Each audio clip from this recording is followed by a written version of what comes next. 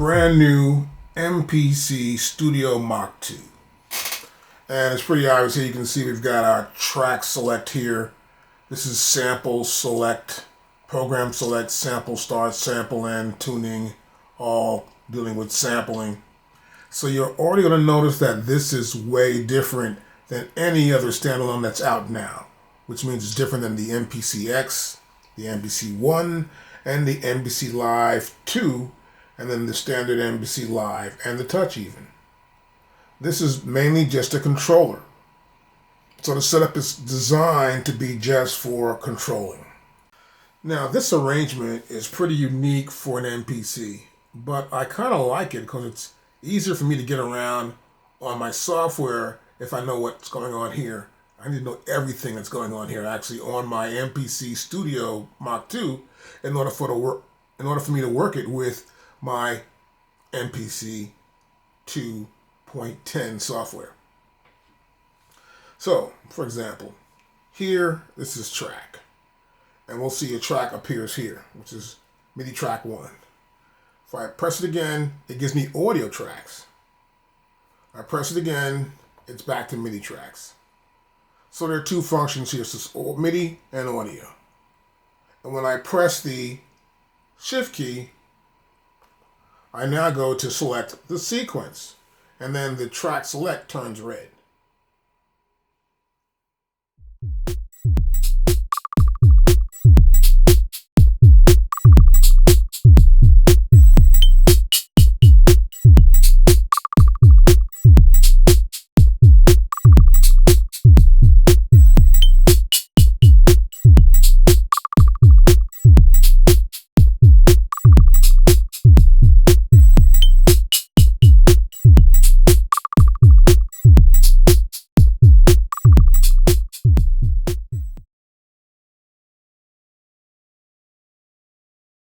Got our MPC Studio hooked up, and I want to talk about the browser now.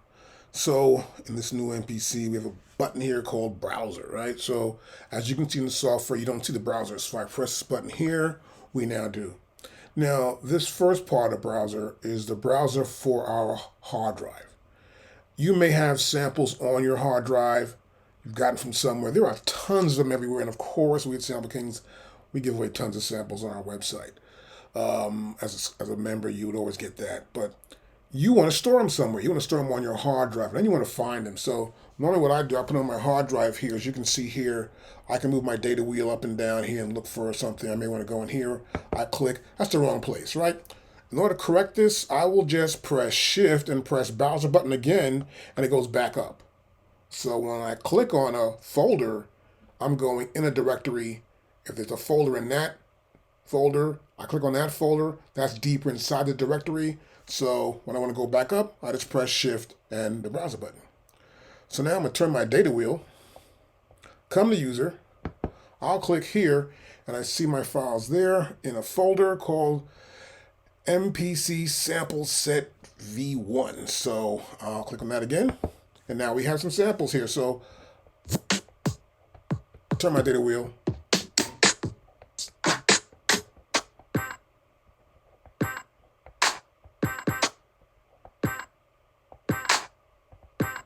okay, cool. I can listen to the samples, pretty much. That's cool there. So what I want to do next probably is go back up. I'll press Shift and browser.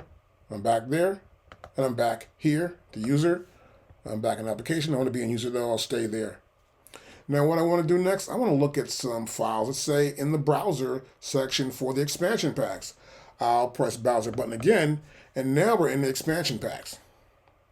Now, of course, here, which I was surprised it didn't do this, but there's no way to use anything here. Even if I come and select, let's say, I'm going to select a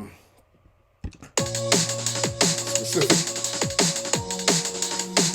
expansion. This one right here, right? And if I turn my data wheel, I'm only going to actually search what's here, right here. So I go to here. I only get to search what's right here in this window here, right? And what the Windows search gives me here. And that is based on programs.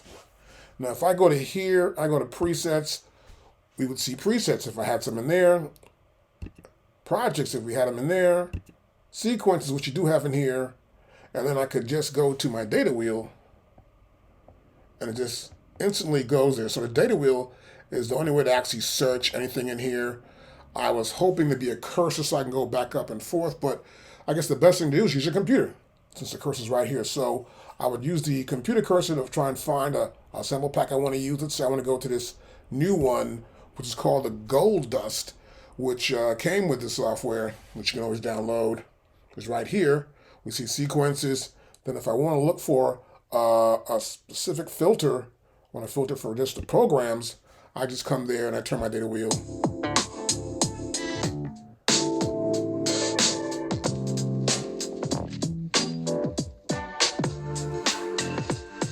And I can come see presets, no presets, projects.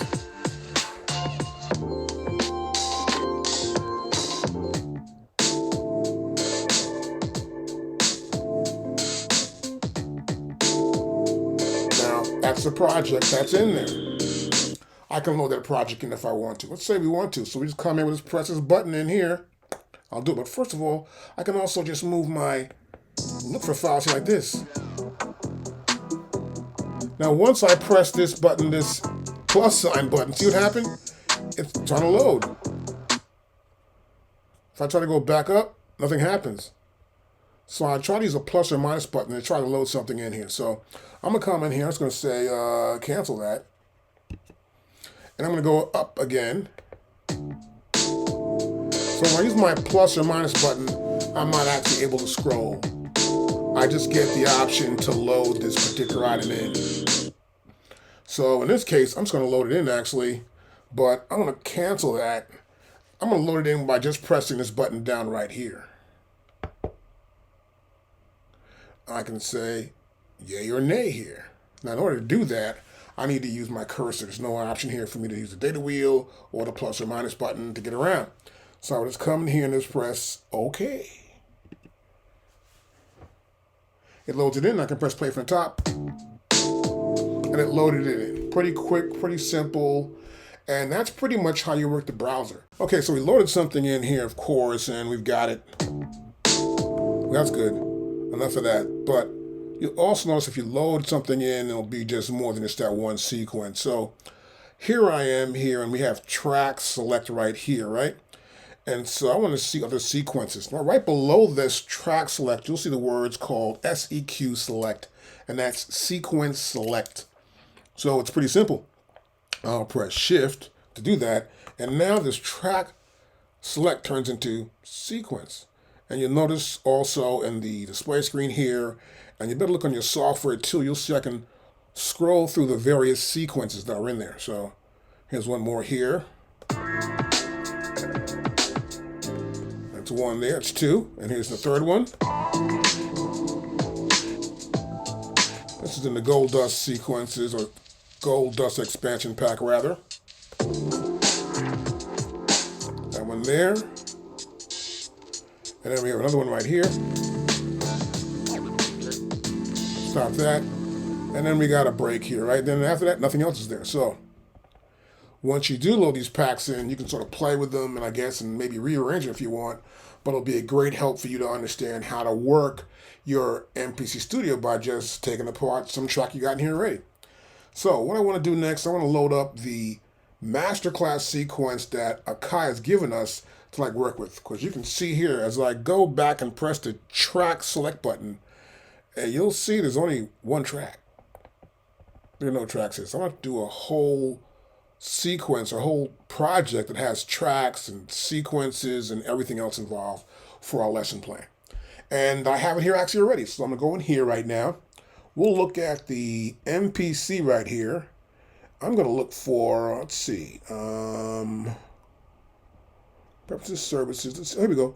We're going to File, and we're going to go to Load Recents.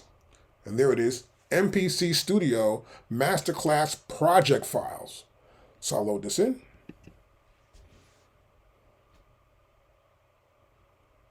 And there you go. And now I have a bunch of different tracks. As you can see, I'm scrolling through my tracks here. And now we're ready to go. We'll press a little bit of play here. Stop that. Let's get started.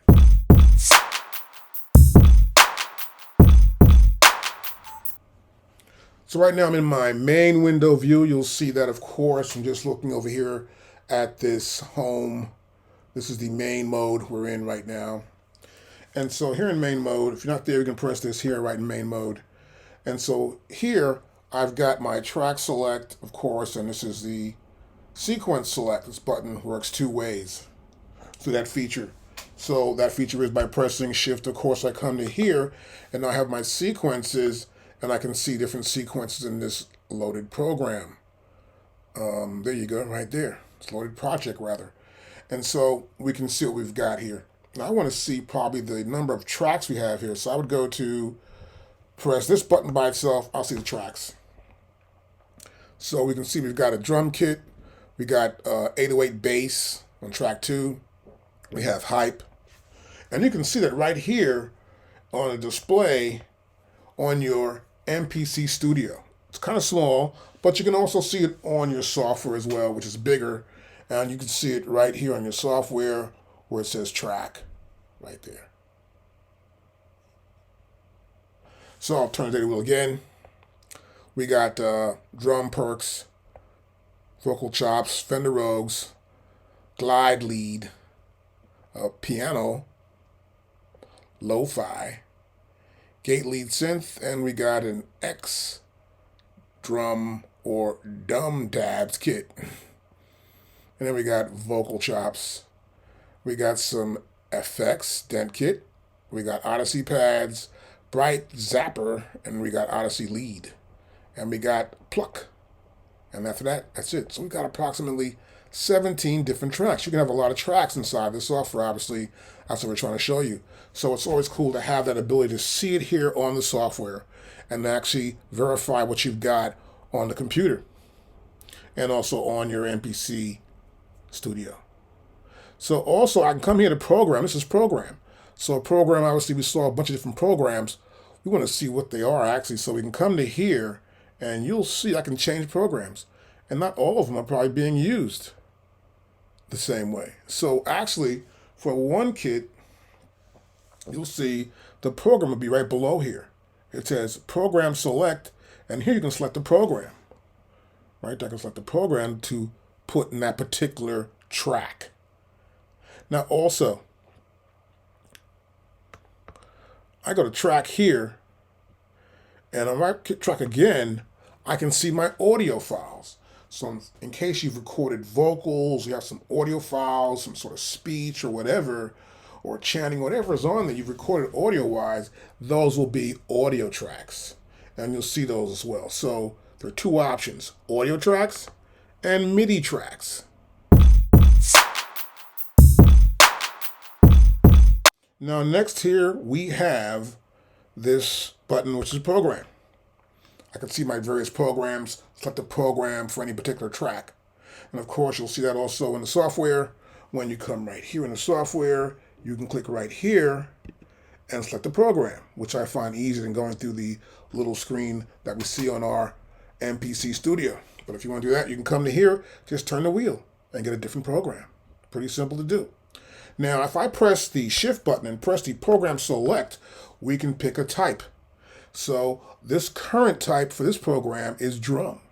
And you may even want to see the type of program that a particular sequence or track has, and that track may have a different program. You want to see what kind of program is used, particularly when loading in projects from the MPC expansion packs. Now, we have a drum, we can have a key group, we can have a plugin, MIDI, and a clip, and a CV. These are the various type of tracks you should probably be familiar with, since you do own maybe this MPC Studio. And it's pretty simple stuff. So, we know that. We'll press back here, and we're back to program select.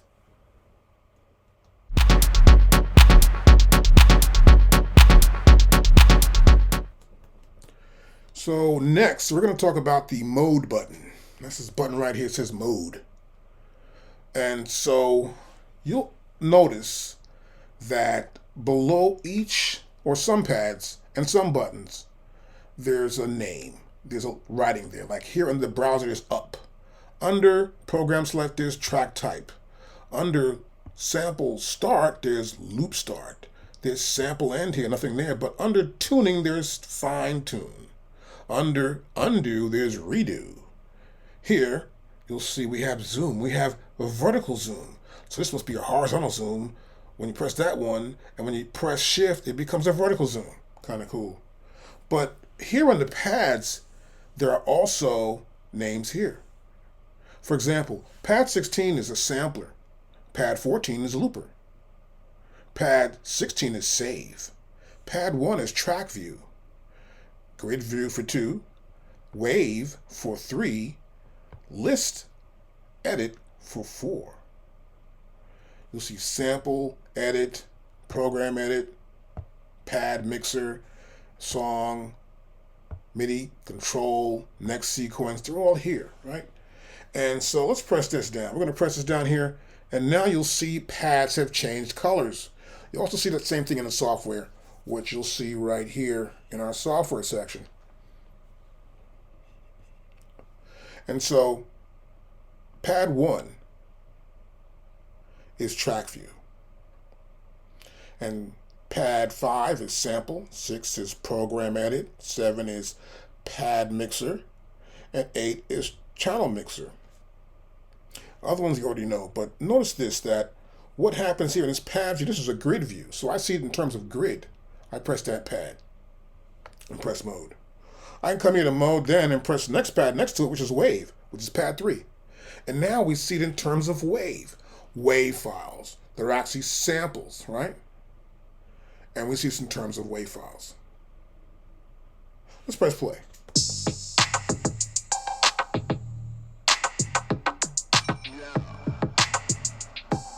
That's just that one sound. I hit a pad now. I hit that one pad there, and now I'll press play. I hit this pad here. So we're seeing the actual samples. If I hit a pad, we'll see that pad here in the wave view. I'll press mode again, and we're going to hit this first one over here, the next one rather. That's wave. We're going to hit this one called list edit. And this is list edit. This is a list of everything. And you'll see here in this list, as you see on your computer, on the software, you'll see it's a list of all the sounds and the various times they were hit, what the pad note was. You'll see here its length and its velocity and there's mode type and there's a value right here. And if I press play, start from the top, it just scrolls down past everything that sounds off. I press stop, it's at the current place where the playhead is. If I go back to grid, I'll press mode and go back to grid. The playhead is this line right here that it crosses. At that point in the playhead, several instruments have been struck, and they make that sound that they're supposed to make because they're sample sounds, as you probably already know. So that's how that works. I'll press play start again. Is my playhead going across there? I'll press stop. Now next, I'll press mode. And here we have sample edit. I can edit samples. I have program edit. I can edit the program. I'll come back here. I'll press mode again. As program edit. I'll press mode again. And now I have pad mixer. I got a mixer for my pads. I'll press mode again. I got channel mixer. Mode again. We have next sequence. Mode again. We have song.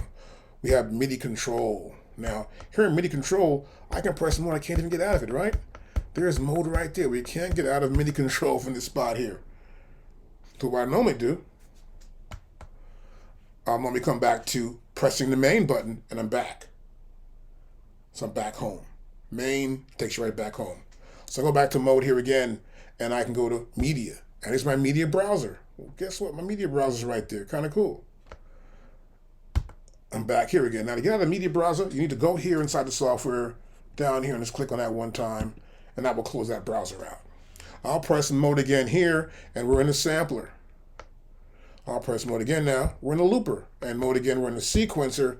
And if I want to save this system or save this track in this program and project, whatever I'm going to save, I will save it now. I'll press mode and press this button right here. And I will save whatever I'm doing. This is an important button. It's an important mode step. It's important to save whatever you do because you don't want to lose it. And you want to go back to make sure everything is the way you left it. And that's how we use the mode button. I want to talk about one more thing here. I'll go back to main again here. We're in main. You'll notice here that if I press shift here, the main button has track view underneath it. I'll press this now, and that's track view there too as well. So track view is in two places. That's how we use our mode button.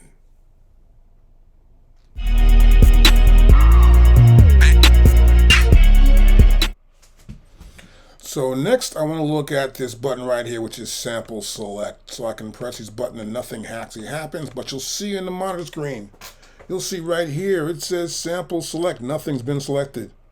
I turn my data wheel, something's been selected, but we can't see it. Well, we can't see it because we need to be in sample edit mode. So we're gonna go to right here, it says mode, and press sample edit. That's pad number 5 for those of you home watching. And once we're there doing that, we got some sounds. Oh, look, there's a sample already in there. Look at that. I can go to none again, but I turn my data wheel and I can find a sample. I can find any sample that's inside the software. It's kind of cool. I got samples right here. I'm looking at these samples here and I can actually, well, I can adjust them.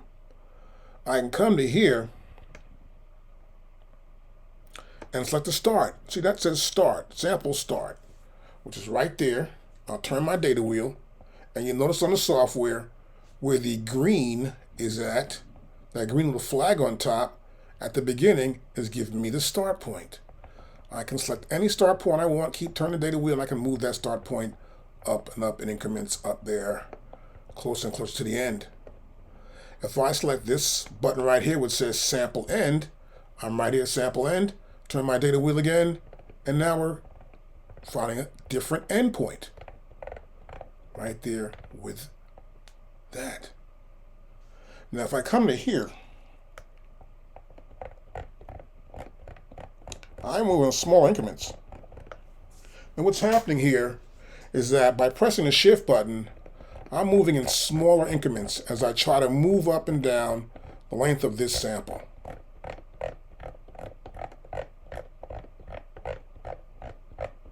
Now, otherwise, see that? That's large increments and they're smaller. And I can go back here to sample start, do the same thing, press down shift, and I can do that. Let's say I'm doing that. I'm like, where the hell am I? You don't know, right? So you want to come here. Maybe I go to zoom. I'll press zoom and I want to zoom in. Whoa, I'm zooming in now. Check that out. So we're zooming in. Okay, this is getting to be fun now. We're zooming in. And next I want to go to shift and sort of move up. Whoa, look at this. Turn zoom off though first. Right? We got zoom going on here. I go back to my sample start point. Zoom is now off. Now I'll press shift down. And now you see I'm moving in smaller increments. So I can move the increments based on my view. Right? So we can see that we're moving along here. And what I don't see how the increments are, but that's okay. I always want to know how many increments I'm moving in, whether they're tens or ones or hundreds, I don't even know. But I changed my start point to right there. That's kind of cool. Or I take my finger off of shift and I just a couple of turns here and I'm back to the top. I can go to zoom again, press zoom. Now I can zoom back into my full sample size. Now I wouldn't press shift vertical because I only see a vertical view of the sample, but that's how we can edit our samples using the MPC Studio, our start and end point, and select our samples.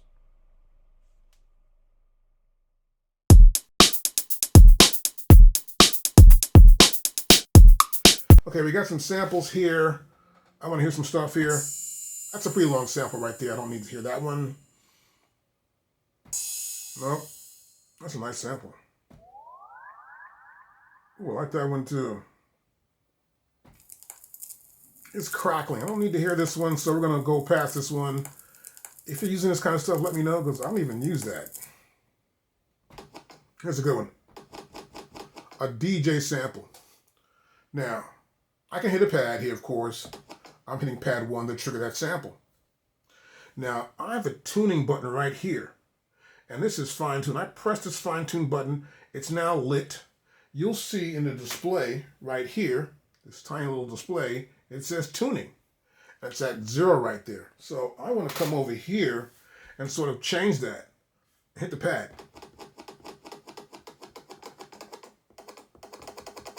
Ooh, that's a higher pitch for tuning.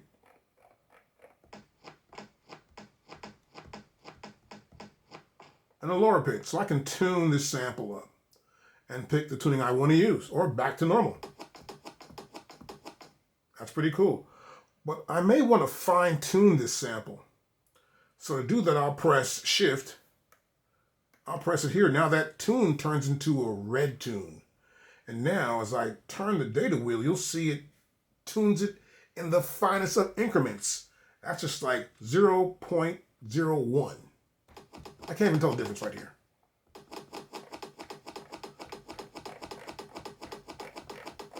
So I have to keep turning this knob, and that's 1. All right, so it's 100 turns to get it to that point, 100 clicks to get there. But as you can see, I can fine tune it. If I like the way that sounds, let's say I move to a tuning here, I tune to there, then I want to adjust the tuning, I'd come in, press Shift, press Tune, and I would adjust my tuning to match something. This is always cool to do with drums, or you want to tune up something like this little cut here. If your song's in C or D, you know, I do go a professional route, and I prefer to tune everything up because that way we have harmony. And harmony is a beautiful thing to have when doing music. So that's how we can tune up any sample with our MPC Studio.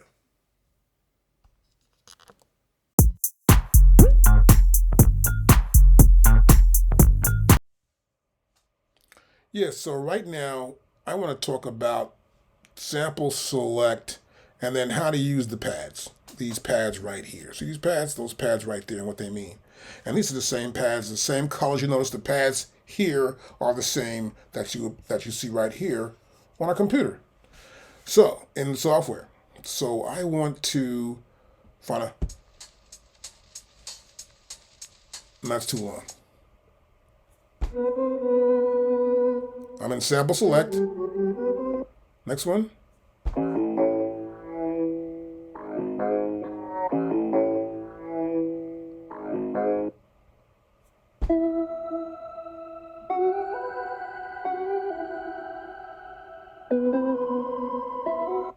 Okay, we'll use this sample right here. Or maybe there's one more I might like more.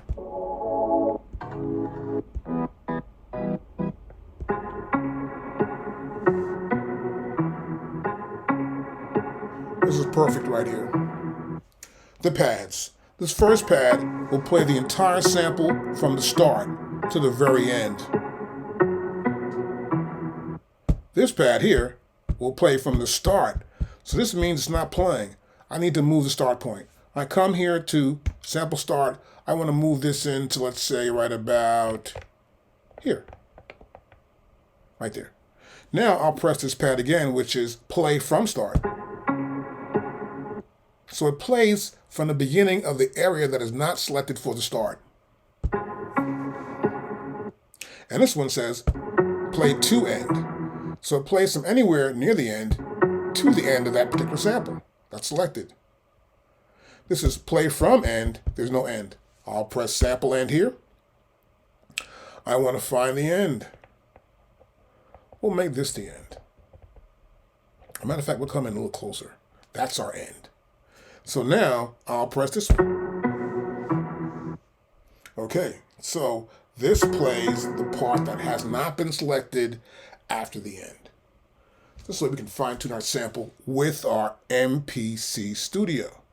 Now here, of course, this is like a, you gotta hold it down. Note on. That's holding. This is one shot.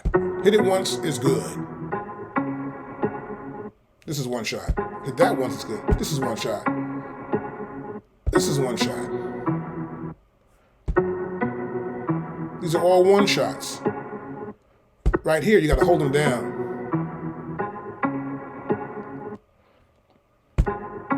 start, from end, and end. So these 4 pads, these 8 pads right down here, the first 4 are one shot, the next one is note on, hold the note. Pretty simple stuff. Now here, this is play all the sample. This will play the entire region. What has not been selected, your specific start and end, and also what's at the end. Now this is a one shot, this one here. The green pad, which is pad number 9. Number 10 here is play sample. One shot. Here's play sample. Hold it down to get it. Pretty simple stuff. Here's loop.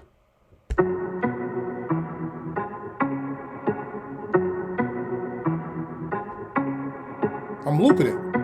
I gotta hold that down and loop it. Okay, now it's just easy for me to do. I looked at the sample, I heard it, and I was listening. Okay, this will be good. That's from the beginning again. See this here? Play to start again. Play from sample start. So play from the sample start to the very end, even past the endpoint selected.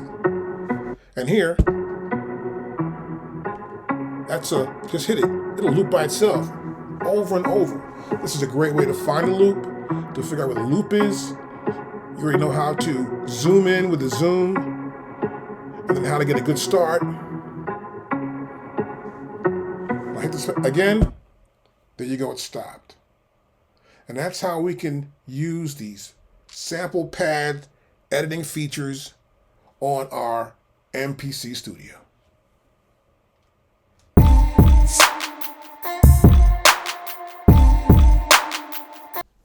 Okay, so what I want to do next, I want to record in a track that's already been recorded upon. I want to just add a new part, but what I want to do here is I want to show how to use the Quantize button. It's pretty simple.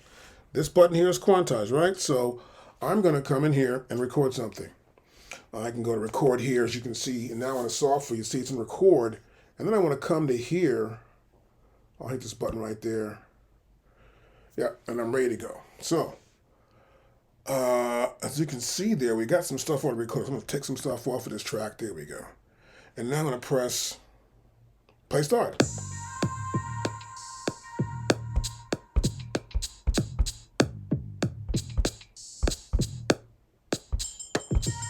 Stop. Now I don't see it, but watch this. I'm going to come here to this button right there. Now we see it. That's my retrospective record, which is Command, or rather Shift plus Command plus R.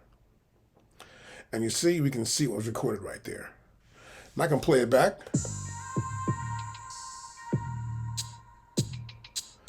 What I want to do here is I want to zoom in. So I'm going to press the zoom button. And now I can zoom in. So I want to zoom in. There we go. We're zoomed in here. And I'll play from the beginning again.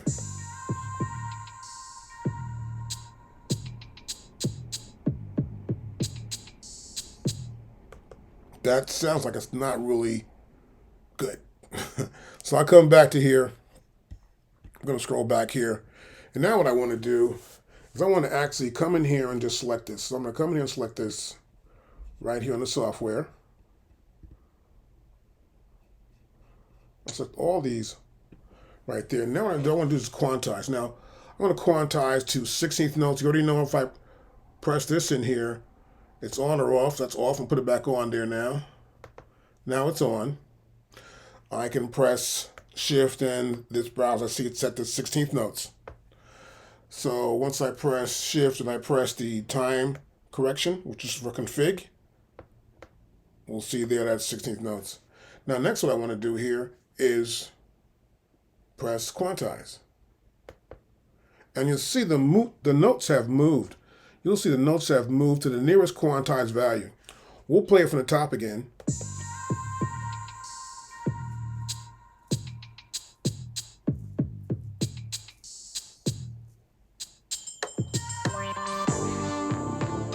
Stop. And that's how you do it. Quantize.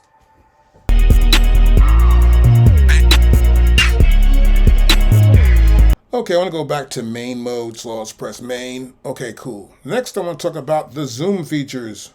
Boom. I hear zoom. Zoom is lit. I'm in main mode right here. I'm going to, well, look at, I'm zooming in, zooming in. I'm zooming into the nearest increment here. That's about just one beat of song right there, right? I'll zoom back out and back here. That's pretty quick. So let's see, it's like 1, 2, 3, 4, 5, 6, 7, 8, 9, 10. And I'm already back to a full zoomed in, right?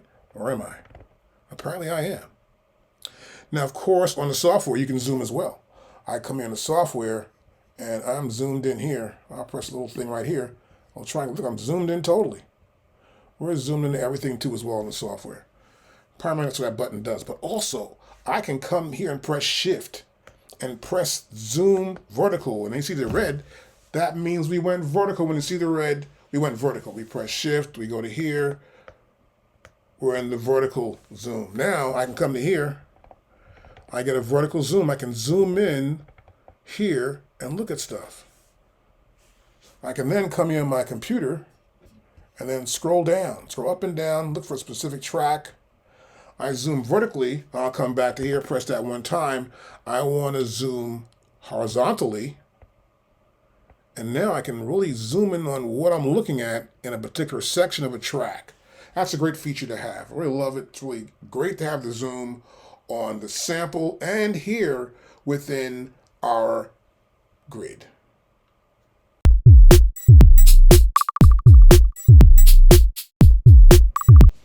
Okay, so when I'm in zoom here also, I guess I can see right here on the monitor, the percentage of zoom is here also as well. It's kind of cool. So I'm back to here to 0. And I can go to here, let's do Shift and press zoom again. And then I want to bring this down somewhat here to maybe 20% is good. And then I want to make sure that the view here is going to be not too nuts. There you go. I can see these little dots. It's important to see the events because my next lesson is going to be about undo and redo. And of course, we can undo and redo anything here. So, boom, I'm back here. This is everything I was there before, right? I can press redo.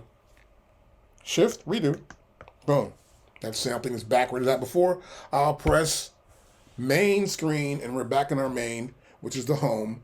And we have our setup here to see a little more closer into our grid view here using the zoom. Now, that was one feature in undo and redo.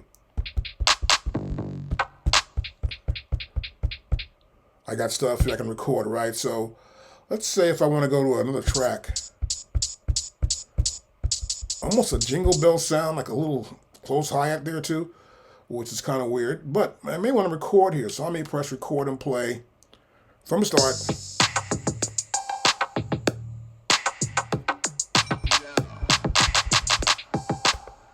Okay, let's undo that. Actually, nothing got recorded actually. Nothing got recorded that time. Okay, so I'm gonna go back here to the top. Press stop. And now what I want to do is I want to record on this track. So I'm going to come over here to the software, click on my grid. I think I heard that sound right there, pad number 8. I like that sound. So I want to record inside this sequence. But I want to get a metronome going on here. So my point here is I think I got to press like Shift and this button. Oh, here, metronome now. Let's go to overdub. I press Shift and again. We hear nothing. So that's how we can turn our metronome on without using the software. But in the software, I want to have a count-in. So I will normally go up here to like Tools, Metronome. I want to see my count-in. It's off. I want to put a count-in for the actual record function. So now when I start to record, we hear that click going on. I know I can record there, right? It's kind of cool. Now next, what I want to do is probably overdub something. This little part I've been talking about before, this part here. So to record in this sequence, I'm going to need to do some recording. I may do overdub. But I may want to record on this track. So obviously to record on a track, it's important for me to record on the track specifically. So I'm going to do something else. I'm going to go in here and make sure we got this button here selected here. And that's our retrospective record, which is Shift Command R. Now, I got my track selected right there. And I'm going to record that track.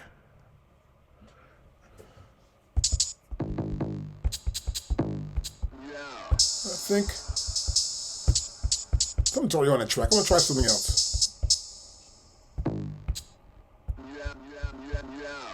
I'll do the yo. So we'll come to here, I'll press overdub.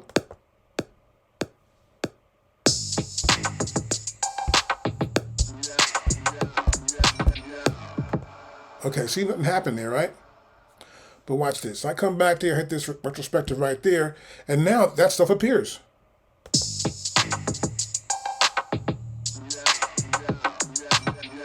So what happens is that the software knows I did something. If I want to see it, I have this retrospective record. It goes back and it sees it. It's kind of cool. I'll press undo.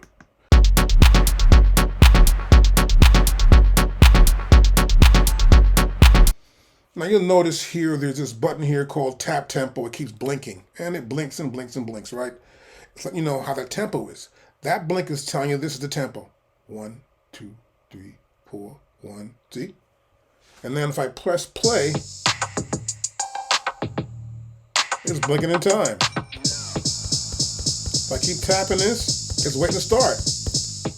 Once I tap that, it blinks in time. The BPMs you'll see up here on our software is 96 BPMs per minute. Now, that's beats per minute, BPM. So here's my tap tempo. If I want to change the tempo of something, I want to change that tempo and make it slower. And I'll press play start. That's slower right there. So this tap tempo is based on the number of times that you tap that tempo. Now 3 taps, the software inside this computer will say, okay, 3 taps, the distance between tap 1, 2, and 3 is this amount of BPMs, as you just saw. Or I can come back in here a little faster.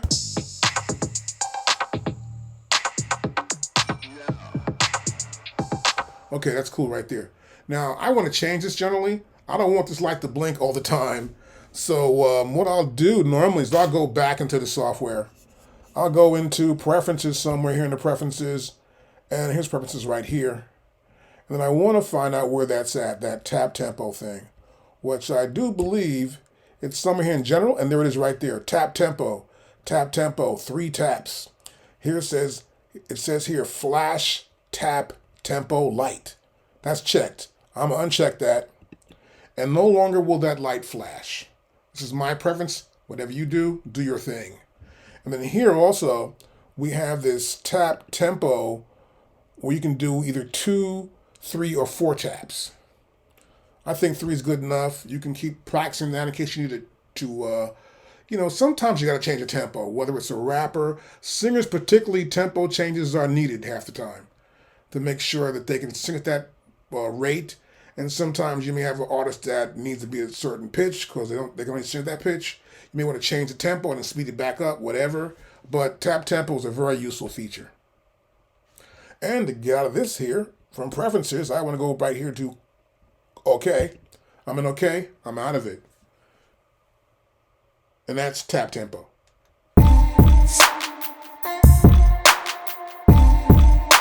Now I want to talk about this plus and minus button. It's useful everywhere. I'll go to tuning here.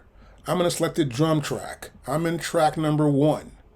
As you can see here from tracks. I can go to here. I can change the tuning of that drum.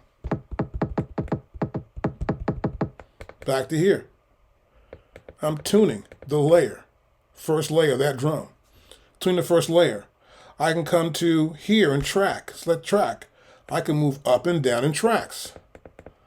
I can press shift and press sequence. I can move up and down in sequence. I can press select back again. I go to program.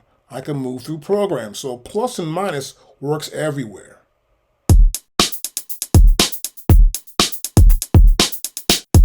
Now I want to talk about this button right here, and that's the automation read and write. So we can automate pretty much almost everything. So I'm going to do something right here real quick here. This is reading, so I'll play it back from the top.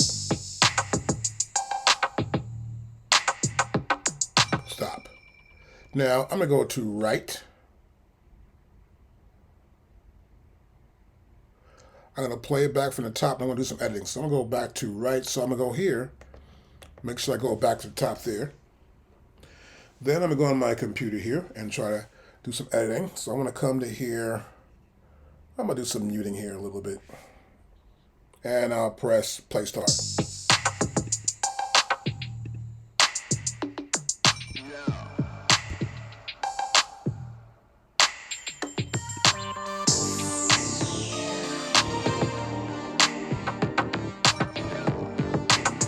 And stop.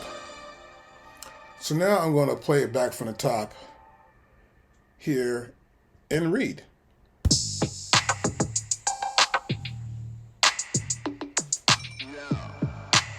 And you see the automation happening with the mute buttons.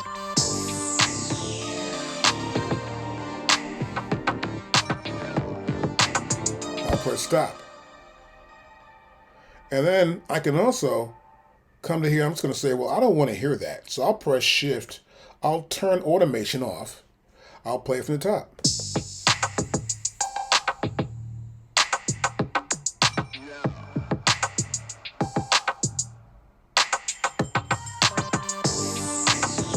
I'll press stop. It's that easy. You automate, play it back. You can write and rewrite. I can come back here and here if I like it. I want to write again. I'll go from the top again.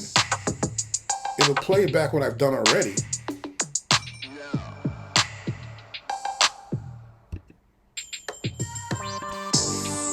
I added something that time. Okay, let's go back to the top. I added a solo.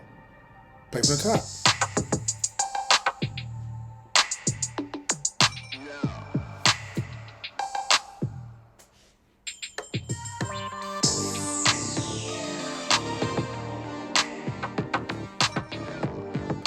And that's how we can automate a mix just using our mute buttons in our MPC Studio.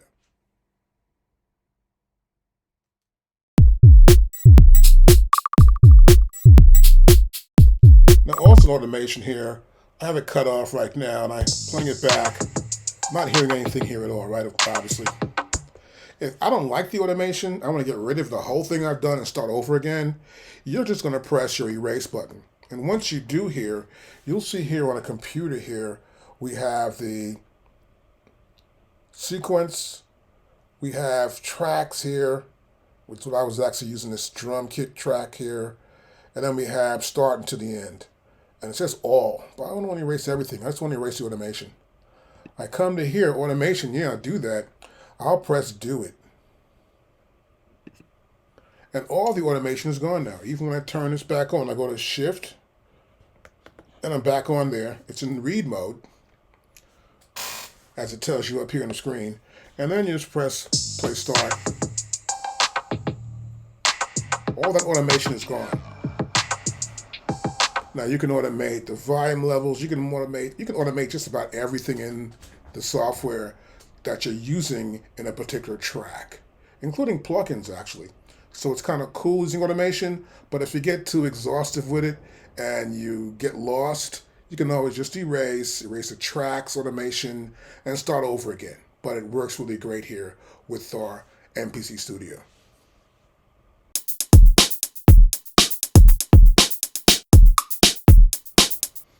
So we have time and correction here, and of course you've used it a couple times, and this is pretty much basically what it is.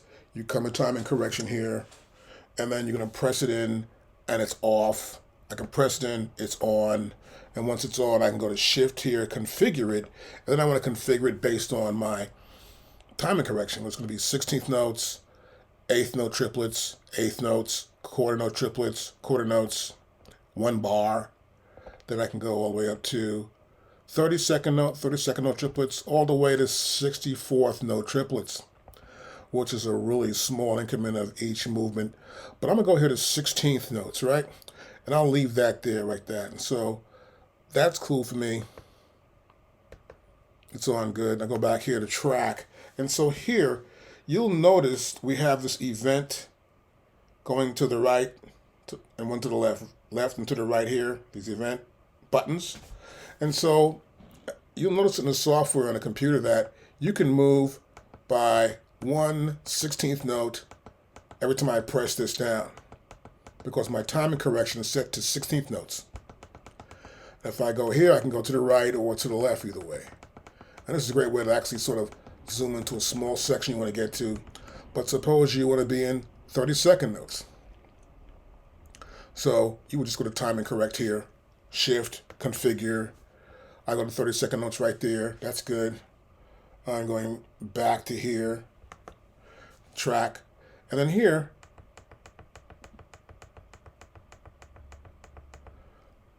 that's like 8 divisions between each beat. And so 8 times 4 is 32. And that's what you see here happening when I click this down. And if I were to go to 64th notes, that would be even more. That would be 16 steps between 1 and 2. So this helps you to actually get there if you're going to do something in a way where you're going to need to see events in that way. But otherwise, for me, I'll go back here. I'm going to go 16th notes. It's easier for me to get around. And then once I'm there, I'm good. Now this other set here, these two on the side of locate, go by bars. As you can see here, I can be in one bar. Let's say I go here first, and I move to the second beat. And then I hit this button here that says end. I hit it once. It goes to the next bar. So it doesn't move in increments. It goes right to the next bar. No matter where it's at, it goes to the next bar. So I can move in bars to the left or to the right of that sequence. It's kind of cool. You see it in grid mode. You'll see the same thing also in any mode you're going to be in, because this moves in increments totally. I can move anywhere to here. I have my locate button, so I can go anywhere pretty much. I push a locate button in, and you'll notice here we have these amber colored pads right here. That's pads 9 through 14. And then we have pads 1 through 6 are green. So what will happen if I'm in play or I go somewhere in the sequence, I can select the point that I would call my location point. I want to go back to for something. I may want to go back to check on vocals or to add something inside this for a mix, or go back there to check the reverb or something. Whatever it is, I want to keep that locate point. So I would come to here, let's say I could be in play.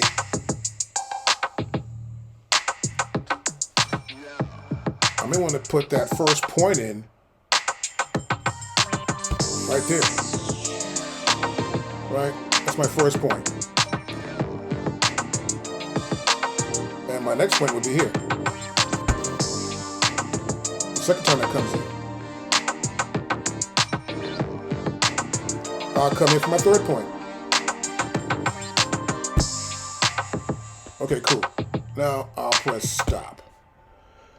So I can go to those points by going to locate here, my first point, and press play. Now go to here, locate. Try this one.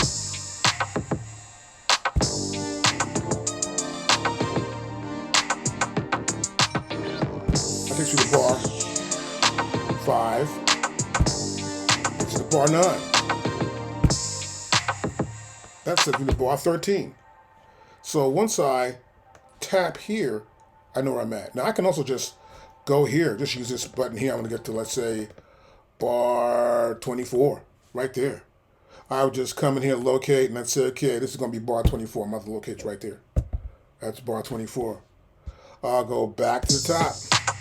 I'll press locate. I'm going to go to bar 24. Press this in first. Then here. Now, go to here, here, here, here. I can change any location I want to change, no matter what. And so, as I do that, I come to here. You can start anywhere. I go back to here again. Bar 24, I go to here. I locate the bar 24. I press locate. I'll say that's 24. I can come back here again and go back to, I want to go to 5 now. And I'll press this in. That's 5. Press this in. That's 9. This is 12. Locate. That's 12. And that's what these are going to do right now. Press locate. Bar 24. Bar 12. Bar 9. Bar 5. I can switch around anywhere, just mess it up, do it again, switch it anytime I want to switch it, and I can also undo it. So it's pretty cool, easy way to get around. You can do it while it's rolling, or you can go to that point and just make your location point. It's that easy on your MPC Studio.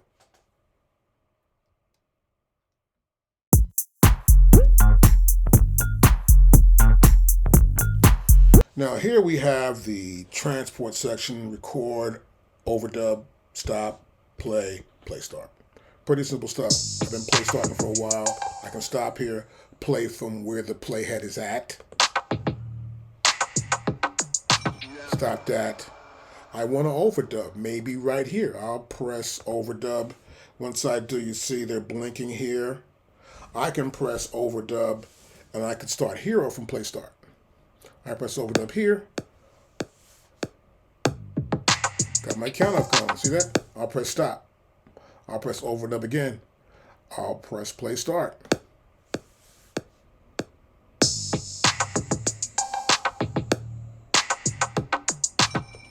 Excellent. Now, Johnny, all you want to do when you're doing this record is to record over something. So let's say I'm going to record something. What I need to do first of all is go to that track. Since this is this drum kit track, I'll press the record here, signifying I'm going to record on this track. Now, if I want to record, I can press record here, play start. Now watch, it'll erase everything at this point. So I press stop, I press stop there. It erased everything. So it records over everything there, it erased it all. So I'll come back in here now, and I'm going to press undo. And then I'll press play start. And we're back to the top again. That's recording, pretty simple. And I'll come there and press overdub. And then I want to overdub something. I pick something I want to do.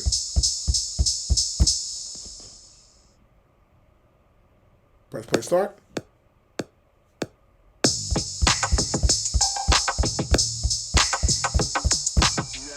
I recorded. Press the top.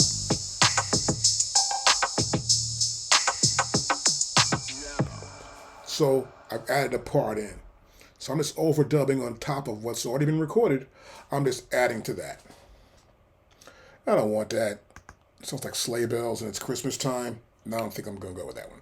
So that's how it works. Stop.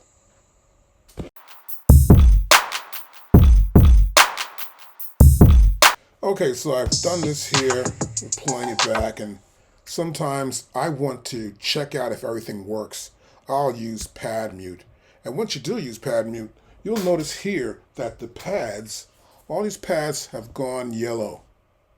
And you'll see also in the software that here, that we have 1, 2, 3, 4 banks have sounds on them. Now A, B, and C have sounds because they're yellow, but also D has sounds here as well, as you can see. So I can go to this bank here. You see it's yellow.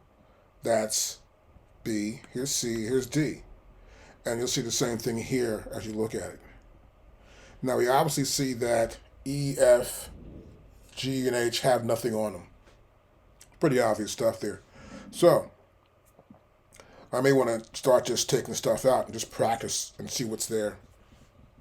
I would come in and press play start and say, and take out.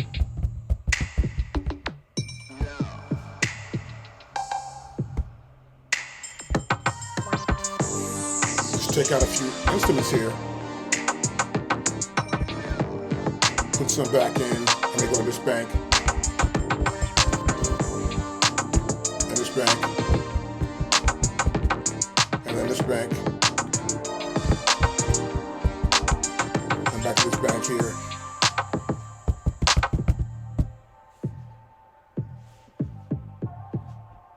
I got one sound playing here of all these instruments in the drum kit.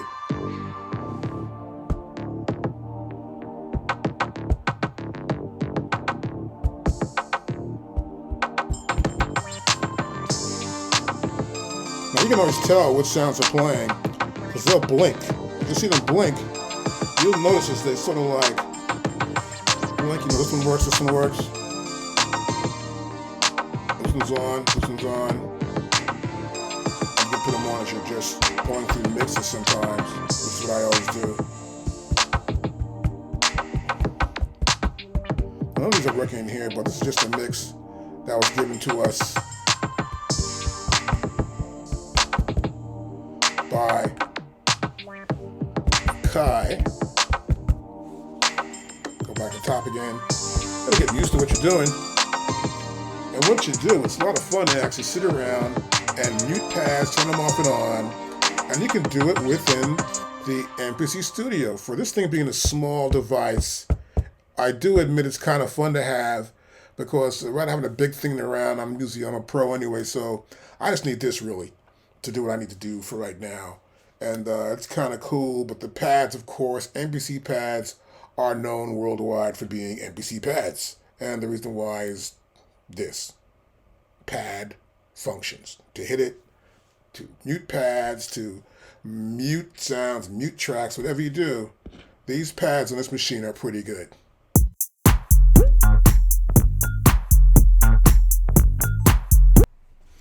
So next here, I have my touch strip right here. I can press touch strip, and what happens, you can see Q-Link came up right there, right? And that's touch strip. Now from touch strip, I can do a lot of things. So here, for example, I'm in effects. So touch strip effects, right? And then I also can go to here, and these are notes.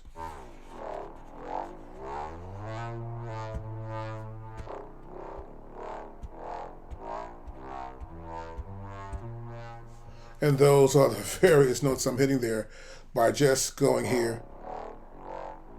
And you see the little red light come up here, a little dot there, signifying I have contact with this touch strip. Now you see there's a one line here, then there's like two lines, two dashes, two dash, dash, dash, dash, line, dash, dash, dash, dash, line. So this is like a midpoint. And so let's say we're going to go to here, and we're in pitch bend here. Let's grab a note.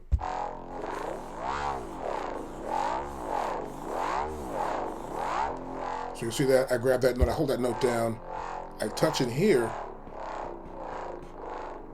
I'm going down,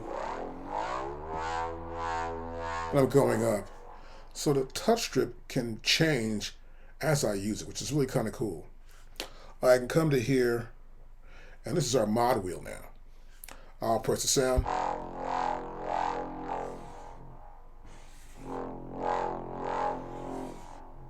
So I'm changing the mod wheel. So I can go to here.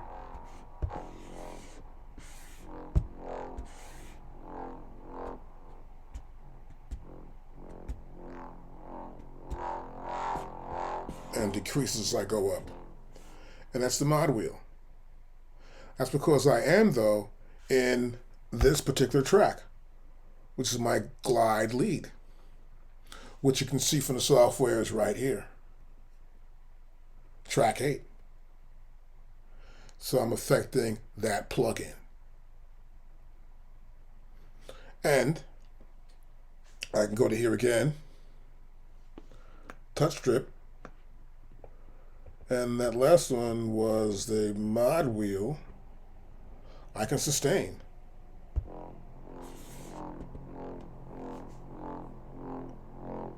And I'm just holding this on.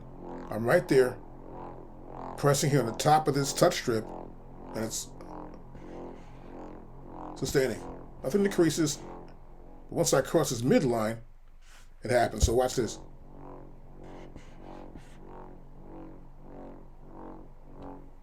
Now watch this. I get to the bottom, it cuts it off totally. So, stays on.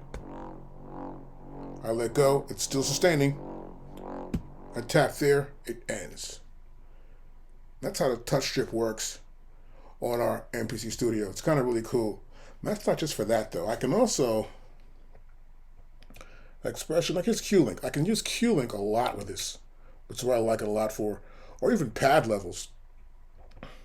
Or program levels. I can change program. Like here I'm going to program levels. The minute I go there, this is the volume for this program, which is that glide lead. So this is the program level.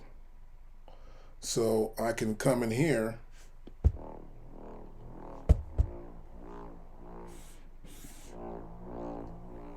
and that will be the level for that glide program. So depending on the program I select, I can change its level. I got that program selected. I press track strip again here. I want to go to the program level. I see it here. Let's say I go a different program. I'll go here to the sequence. I want to go to track 1, the drums. I'll come to here. I see that program right there, and it's the level for that program. I could play. I turn the drums off. Wait a minute. Make it real loud now. So the drums in that track are being turned up. I can probably go to another track.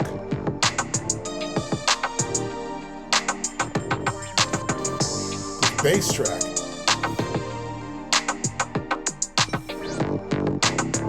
I'm controlling the bass track. I think you get the idea now. I'm able to control tracks, levels. All I did was go to touch strip, I selected the program level, and I'm right there at program level.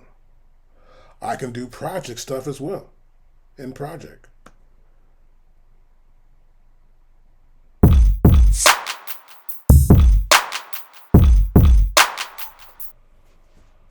Now this is our touch strip, and I'm going to talk more about it right now. So let's say, for example, I'm in touch strip and I want to look at, let me get a setting here, program level. Now here's program level right here. I would press shift in, then hit touch strip, and I get my program levels here. Now I'll see here that I have this level set up here by these little lights up here, these 5 lit lights. When I go to the track, that's track 1, so that means track 1 has this program selected, right? That's the program, which is that drum kit. And if I play from the top, that kit's out. So I'm controlling the level of that kit. Stop that. Now I can select another kit here too as well. Let's go to another track. And the bass. I'll press play. See, this is the bass right here.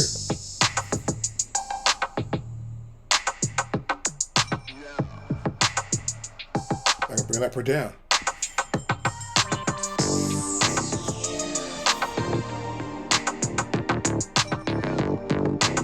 Bring it down.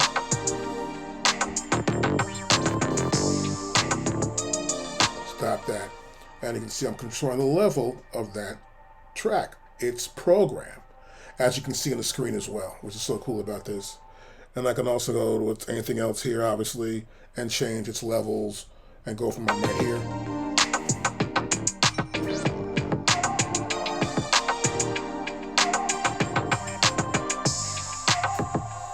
Bring it down.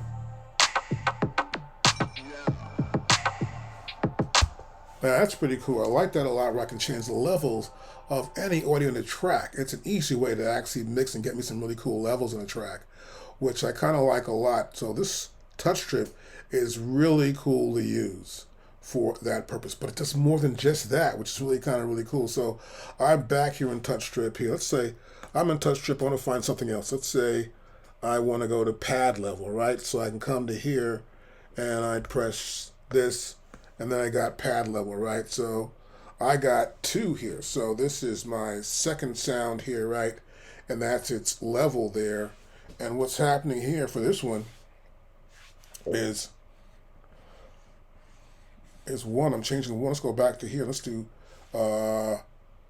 touch again. Let's go to pad level first. And it's touch, and I tap touch here. And then now we get a little box there.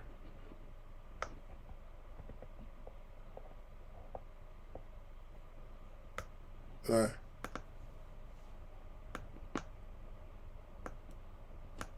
then we see a cue link box. It says 2 there. And so we see 2 set up. So you'll see in the software that we have 2 set up. And you'll see here little dots right here for 2. So I can come to like here. And now my panning is to the left. Fully to the left or go fully to the right. I can set levels for this panning of that particular pad. And you'll see in the software here, it says here, the source and the parameter. I can come to here and change that actually. I can go here to mixer, change it to level. Now that's level. You see here I control the level now. Well, it's kind of cool, controlling the level. But what I really want to do is control the level of each separate sound. So normally what I'll do is I'll come into here and I won't pick pad perform. I'm in cue links here. That's pad scene. So I don't want that. I want to come up here and let's say in the program. That particular program, I may want to change something in the program. Whether I want to change the cutoff filter here or the other filters in here. I can volume, change the filter off and on. The other filter off and on. Panning, tuning, panning, volume, tuning.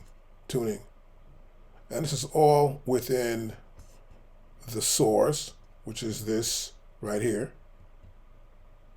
That's pad 2, which you can see here. And I can pick my pad in any bank and pick that pad and change that parameter for that pad. And this is just with the cue link.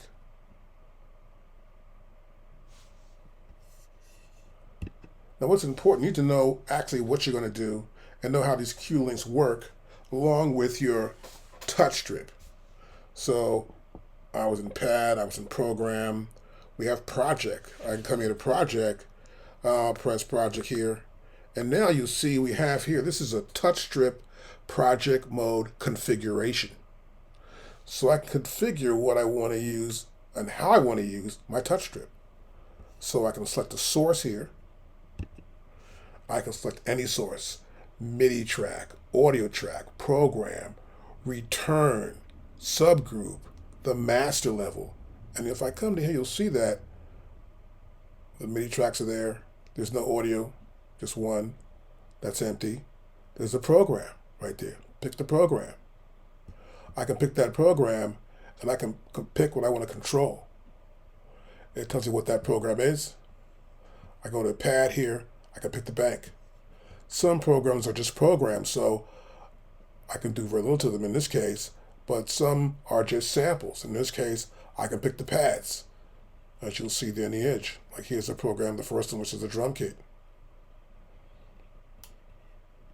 I come back here, set the returns.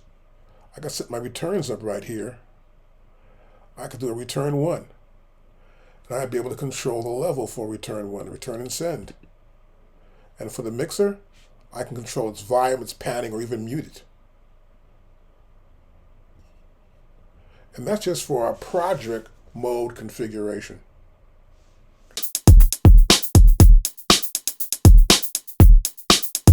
So I want to talk more about now. I want to talk about this idea of recording with the note repeat button, or actually just using it so you know how it works on your MPC Studio Mark II. So our note repeat button, of course, is right here.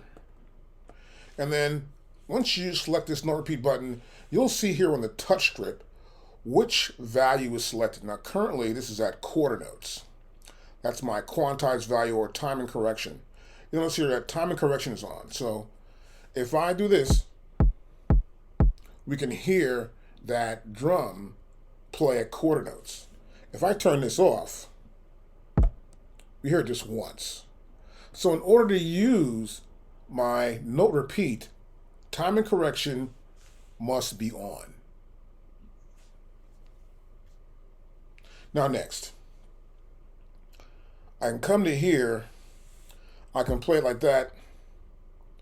If it's on, I'm going to hold this down a little bit. So I can touch anywhere here in the channel strip, this 16th note triplets, 16th notes, 8th note triplets, 8th notes, 32nd note triplets, 32nd notes. So while holding it down, I can select whichever value I want to select for the quantized value. Now you'll notice here also that right here, it's quarter notes. Now since this has already been selected, it's configured, I can come to here, I can change that to quarter note triplets, 8th notes, 8th note triplets, 16th notes, 16th note triplets, 32nd note, 32nd note triplets, 64ths, and 64th note triplets. So it's all right here. Once I select Shift and use this config. Now this is how it works. This is how that works. I come to here, I'll press Shift, and then I'm here in config when I do that, right? Okay. Now if I come to here like this, that's off. I go back on, that's on, because the light is on. We know we're there. So I'll come back to here. Let's say I do quarter notes. Suppose I want to lock it in. So I would just press Shift and then press note repeat. And now note repeat doesn't require me to have to hold down the note repeat button. It's latched on.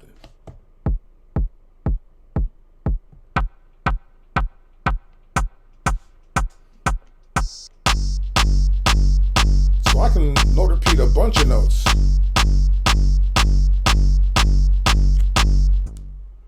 It's pretty simple. So not just one, but as many pads as I can hold down. And they will respond to whatever is the time correction value set here.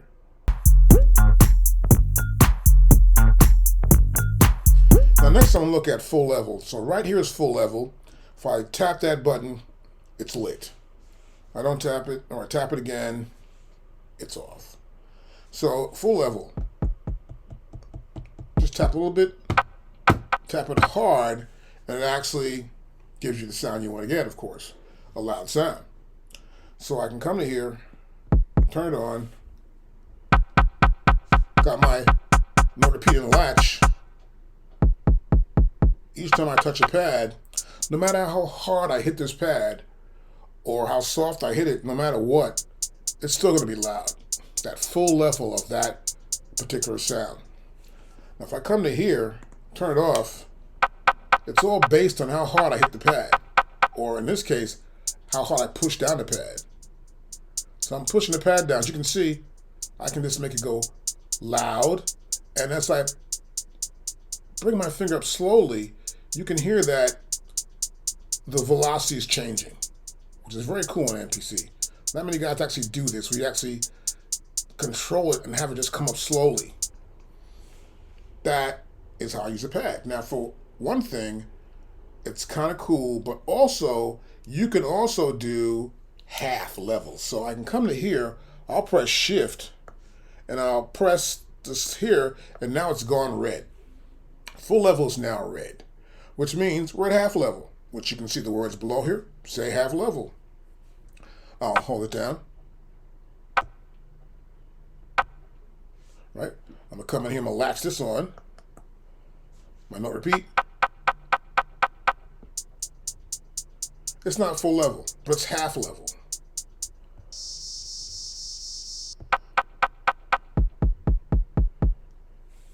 And that's how we use full level. Let's turn that off. The turn off is very simple. I just tap it and I'm right there.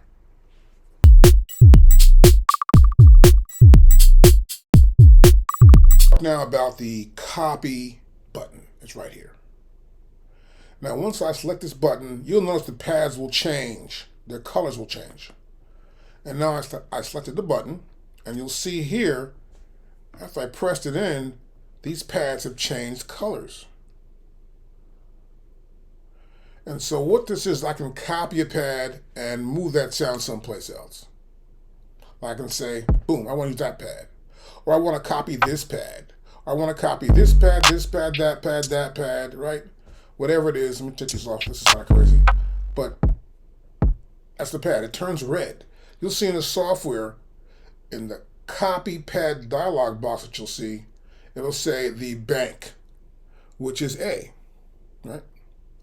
And the selected sound, copy from, is already selected as A3. I can come in the software actually and just pick another sound. I set it 4. Now once I select that, I have the ability to copy from pad 4.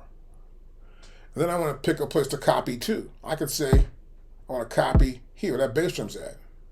Right? Now if I do it, I'll select do it here on the computer. And now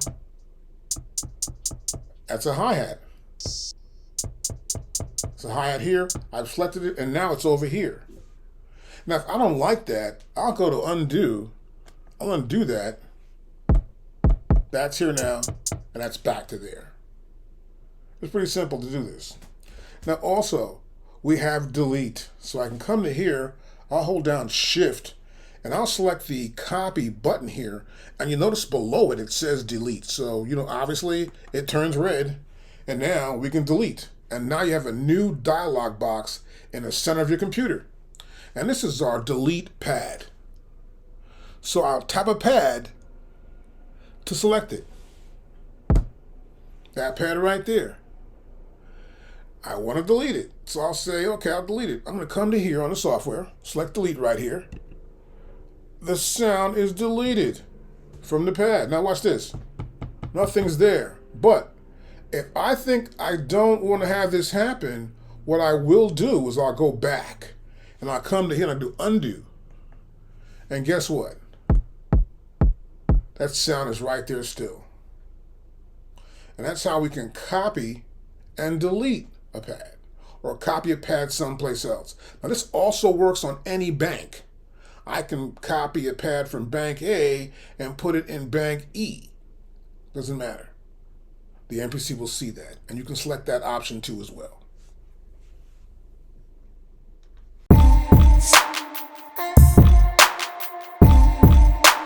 Okay, so I've got a new track loaded in. I've got my browser still open here, so I want to close it.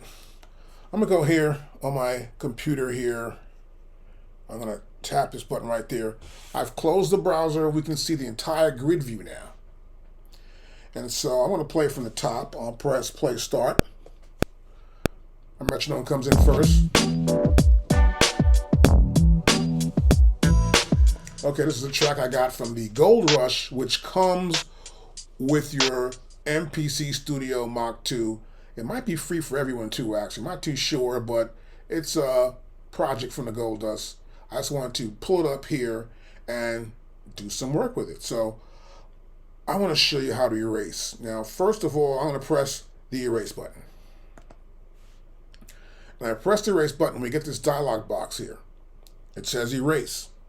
And it's pretty obvious. We have the sequence data. Then here to the right of it, we have the track data. So it tells us which sequence this is, number 4 sequence.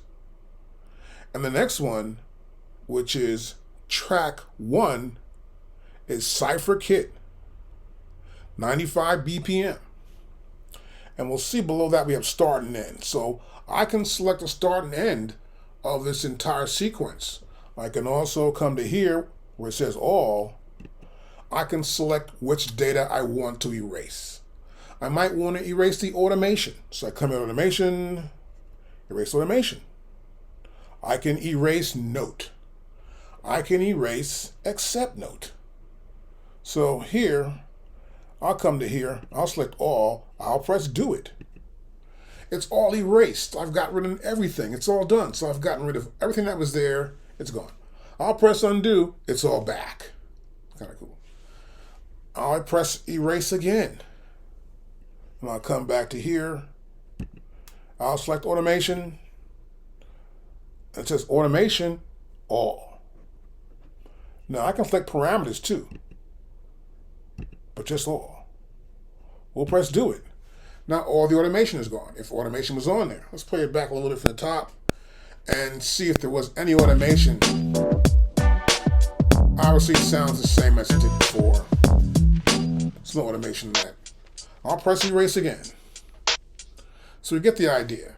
Pretty much I can erase stuff totally. But also in this case, let me close this out. We're going to select cancel. And next I can just hold this erase button down and then select what I want to erase. So I'll press cancel again. Now watch this. I'll press play from the top. I'll hold down the button. And now you see the dialog box doesn't appear when we're actually playing the sequence. Now we're going to give it the bass drum.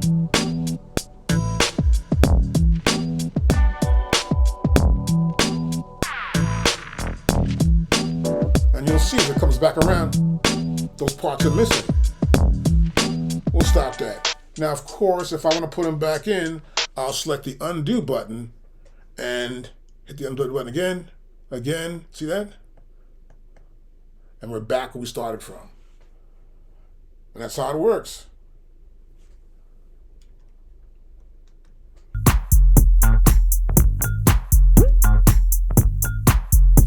Now next I want to talk about this 16 levels button right here. The classic button that's on every single AKAI MPC. Now, I hit this button and I get levels. Now the last pad I struck, we'll see here, which is pad number 16, which we can see right there on the software. This is pad number 16. I'm going to change that. I'm going to go to pad number 1. So I go up to here. I select that pad, and now we're in velocities. So that means how hard I struck it. And the original pad, says number 4 here, pad number 1. I'll hit this. That's a bass drum. So as you can see on the MPC Studio Mark 2, you'll see here that this color of this is really like light. This is the dominant, this is the really strong red. So from 1 to 16, going from left to right, these pads get brighter and brighter. So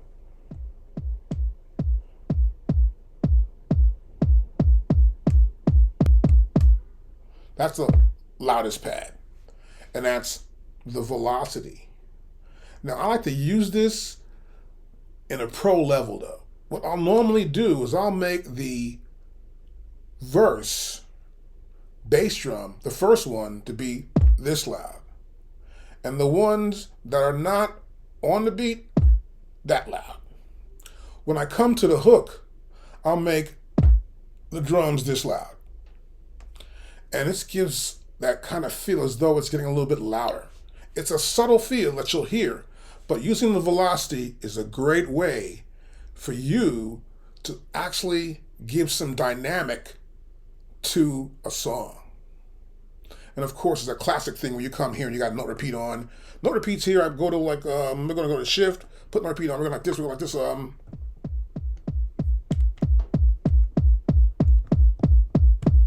and we got this, oh wow, it's going up in volume, plus it's repeating. And you can do the same thing here. Let's go up to here, I would say I would go to like 16th notes. I would go to my timing correction right here. It's on actually, and I grab the shift and come to here, and I go to 16th notes, and then I've got it going on with that thing, right? So I can probably change it. I may want to do it with a snare drum or something. So I'd come to here, go to pad bank, I'm gonna go to 2, right? So I'll come to here and I'll go like,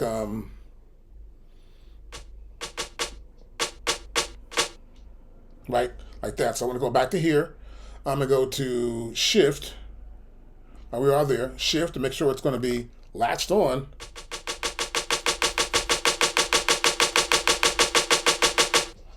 And so it's gonna increase in volume from the bottom to the top, which you've heard many times in a lot of different tracks.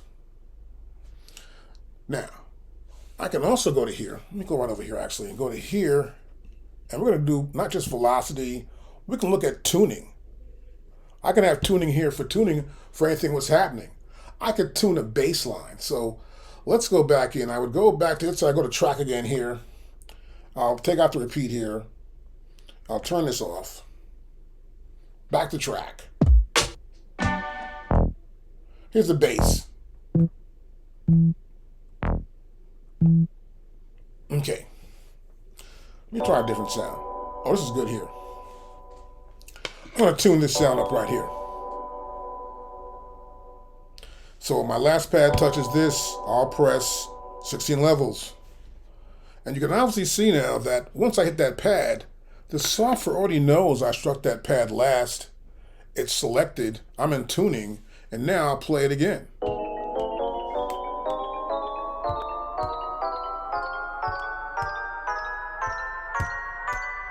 Okay, so we're actually doing this in chromatic. And this is the Western chromatic scale. And it's all in chromatics. And you see they're all just semitones from each other. And this is the tuning that you get here in the MPC software. So I can go to here also. We can get filter.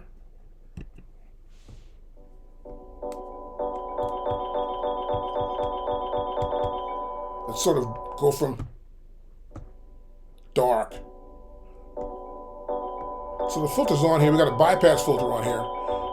And it's dark, and then here it's fully bright, that filter. Next we have layer, but I don't have many layers here, so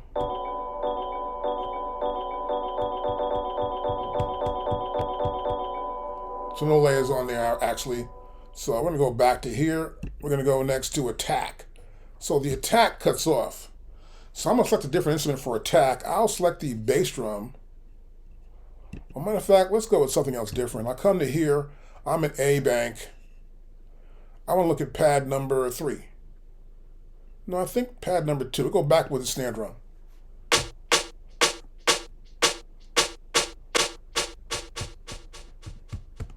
So it gets quieter here. So the attack is cut down, meaning how hard I actually struck the sound more than anything else to me, because the attack is like the beginning of the hit. When that drum first hits that snare drum, that's the first attack, but it cuts back. That's the loudest.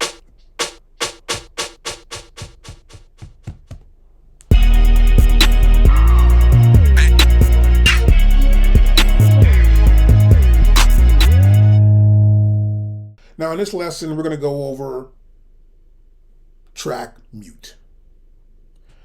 And I've got a sequence here that came with the MPC, which you can get, of course, as a download. It's called the Master Class. It's in the MPC, or rather the AKAI website for the MPC Studio download. It came with the machine, which is kind of cool. Also got Gold Rush with it too, which is kind of cool. Gold Rush is this other item that comes with, which is an expansion pack. Yeah, expansion pack. Now, this song has got some tracks tied to it. I'm going to press Shift. I'm going to press the pad mute, and then it turns into track mute. And now I'm in track mute. Now you'll see here in the software, right over here on pad bank 1, that some pads are red and some pads are yellow. So yellow pads are going to play, the red pads have been muted. And this is sequence number 2. It's called 2 Masterclass. I'm going to play it back from the top. And I also want you to notice too that here, the automation read and write, that's lit. So that means if I have automation on, it's going to control all the automation that goes with this track. So I'll press play start, and here we go.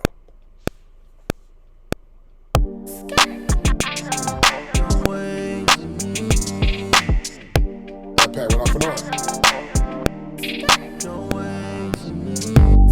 Now these pads.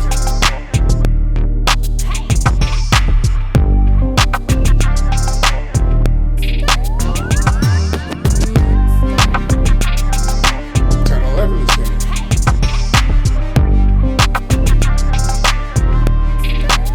These pads are going off and on. And they're actually tracks that have certain instruments on them. Whether they're drums, percussion, keyboards, solo keyboard sounds, vocal samples, and some synth sounds as well. And some synth sounds too.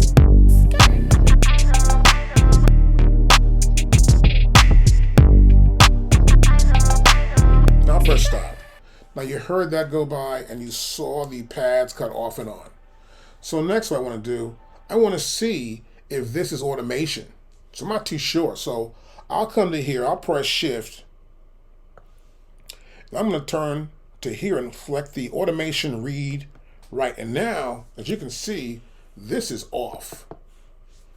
So the automation is off. Now I'll play it from the top again and see if that was automation or not.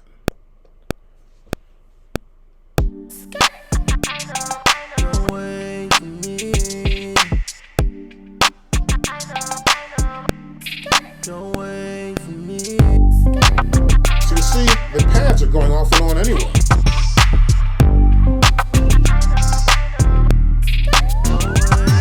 Here again, these two went off, that went off, come back on. Pad 9 is off now. Now pad 9 is on. All the tracks are on, obviously, because they're all yellow.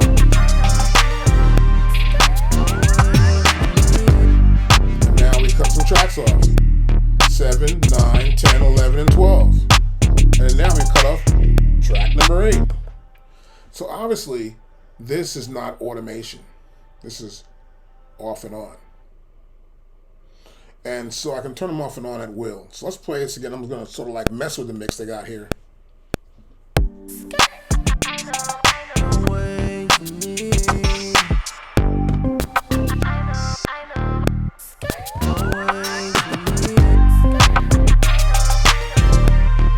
Still playing automation here as I play with it.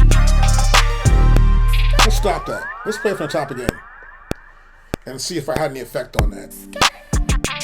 None whatsoever. I did some moves here. They weren't recorded in, so this is not automation. Let's play it back again the way it was.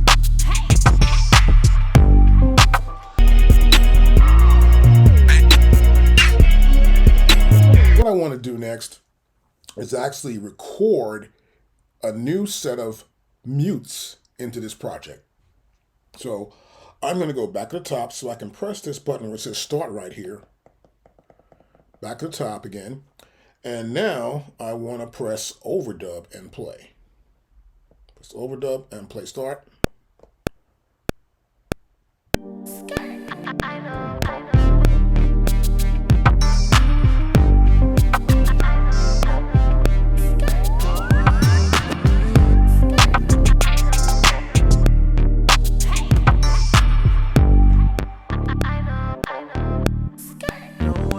Press stop. Now I can also do solo, but let's play it back first.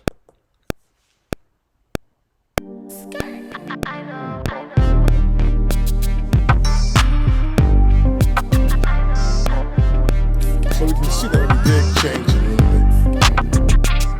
Now if I don't like that, I can go back into the software here. So I've got my pencil tool selected here. I'm going to go to my selector tool here, and I can look at it, say, the very beginning. I can scroll to the top here. We got drums. Down here to track 12, we have the chop vocals. So I can come in here and select one let's chop vocals. We'll select this first. And I can come to here and I can sort of move that in. Or go all the way to the end and get rid of the entire mute. Now what I can also do, grab the mute, and I'll come in here to the very end, or wherever that mute's at. Let's grab this one right here, actually. I want to go to right here. Now I'm going to go here to zoom, select zoom, and sort of zoom in there. And now I can see my mutes here. I'll come in here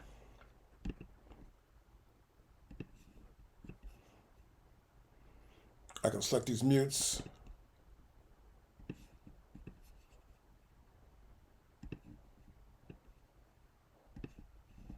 Drag that in. Drag this in as well.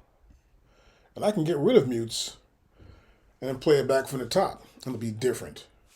I can even come to here. Let's scroll down some more. And I'll take these mutes here. Let's go over. It's hard to get down here. There we go. I'll grab this. I'll see the beginning. I'll pull it back. Or I'll get rid of that one. There's one here ready. I'll grab this one. I'll get rid of that one. That's pretty good. So now I'll play it from the top again. So now it sounds different.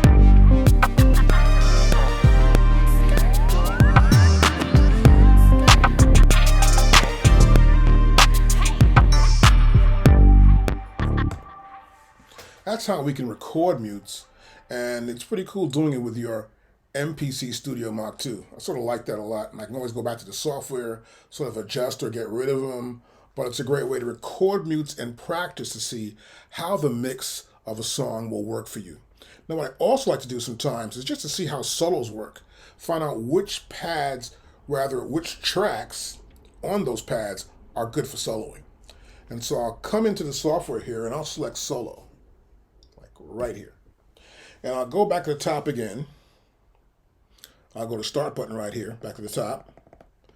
And then I'll press overdub and play. Start.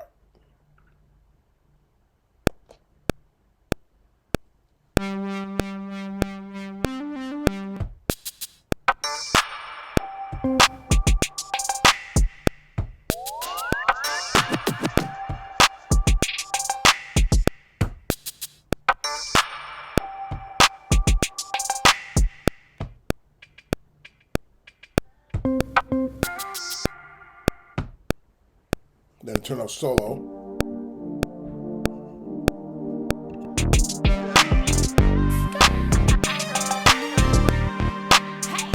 Now press stop. So you can record solo and you can record track mute at the same time. Now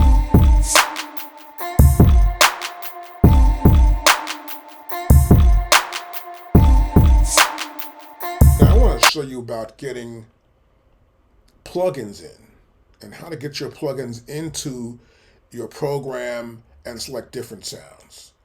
And so here we have a brand new, totally brand new sequence. Here it says 3, start here. And I'm on track 2 here. And I'm not doing drums, I'm gonna do some sort of synths, put some synths in here first to get an idea of how the synths sound. So I've got this master class, and this is the sequence number 3 of the master class that you get from AKAI. So I'm gonna come into here now, and I see it's the track there, right? I know I'm in the right sequence, so I'll press shift. I am in that sequence. I'll press the track select again. I'm on track 2. I'll come to the program, and then I wanna go to shift, and I wanna get a track type. So here I wanna do a plugin. I'll turn my data wheel here, and I'm at a plugin right now. You'll notice on the software, you'll see the keyboards come up right here to your left. These are the keyboard sounds right there, or the keyboard for the sounds. So I want to go into here again, I'll press program, and now I want to look for some sounds. So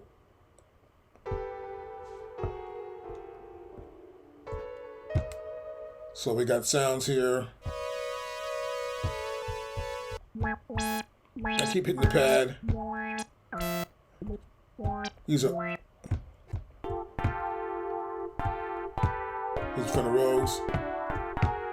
Now also, you'll notice too, if I come to here, my pad bank 1, right? Here's pad bank 2, 3, 4. So we're moving up in octaves. So this is the low, then 1 octave up from here, 1 octave up from here, 1 octave up from here. So next, I want to look at whether we're going to use a certain key or chromatics or whatever, right? So I'll come back, I'll press shift here, I'll come back here and I'll press this button right here, which is 16 levels. And now we can see off. We can go to chromatic, go to notes. We can go to chords, chromatic chords, progressions, and they're all here for us. So let's go to chromatics.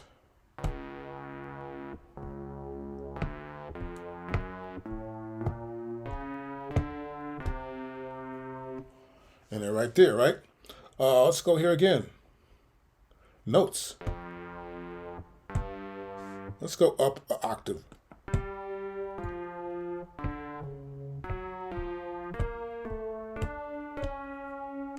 And octave all the way up. Just notes. Here we have chords. Let's go down an octave.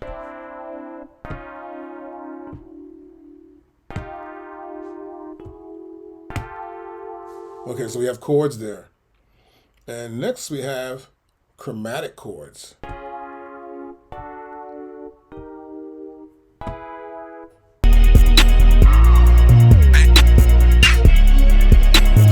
here, I've got chromatic chords after chords. Then next I have progressions here, so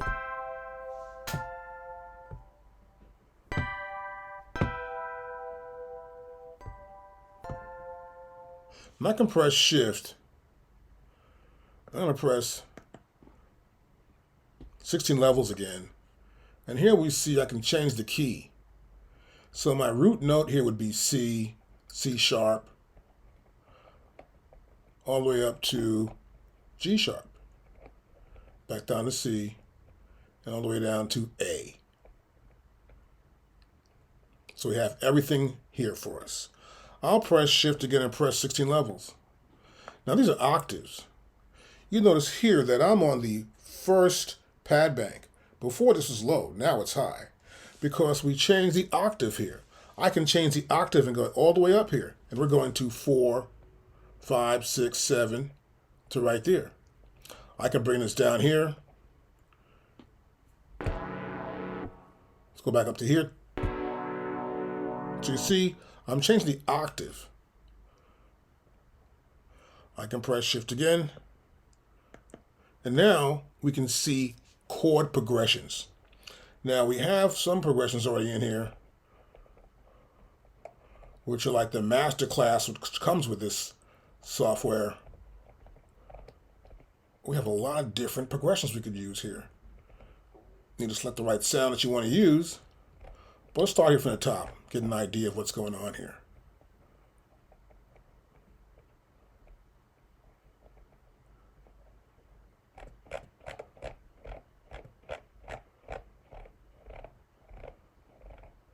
Here's our classical progressions. That's pretty high. So I'm going to go back in here again. I'm going to press shift and go to 16 levels. And bring this down. Okay, great. That's good right there. Good. Now next I'll press shift and 16 levels again. Now I'm back at progressions. I'm going to go up here to the pad bank and go to like here, the third pad bank down.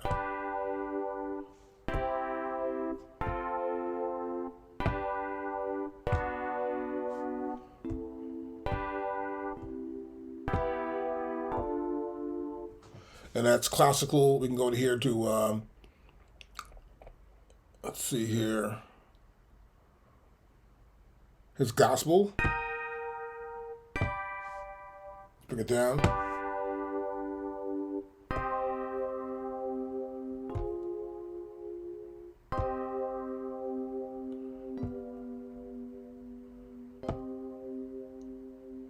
That's gospel. So as you can see, there are a lot of different progressions and the actual progressions for each genre. There's guitar chords. And then we also have here, what else we got here? I saw something in house also as well. Here's hip hop.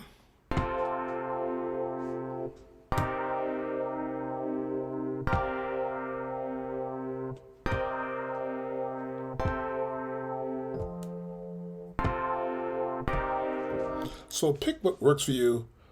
Try them all, actually. This is house. So we can get to different progressions as well. And there are so many in here.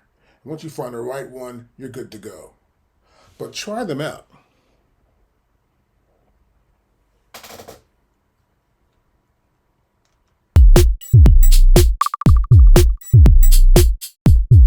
Now, a lot of times I'm using these different sounds. And once I get there, I can come into here and actually look at the sound, sort of attenuate and change some of these parameters here. Now, you can also, let's close this window out here a little bit. I come to here and click on here where it says preset, and I can see all the presets. I can come to here and let's see, let's try this one.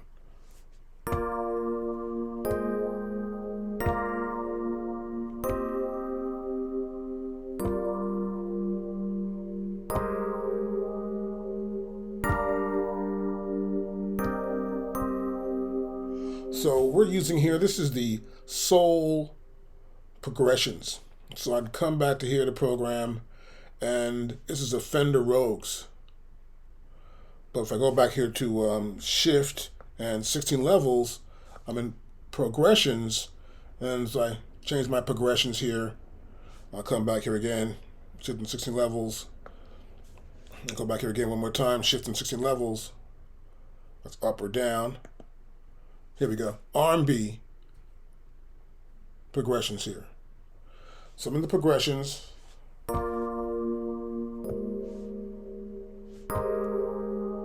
And so I've also changed the preset.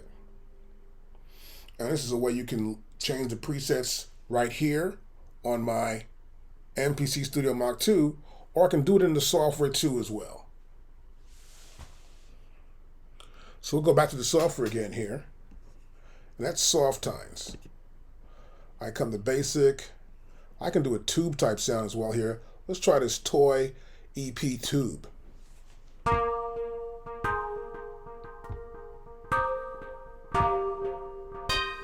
And you can hear the tube sound there also.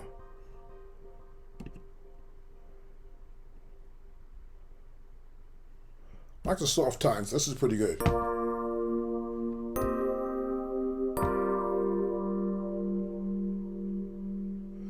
So I can go back to track right here. I see my track's empty, so I can come down to here and do a track type. I'll press Shift, track type, and I'm going to make this. Now, I have a progression set up here.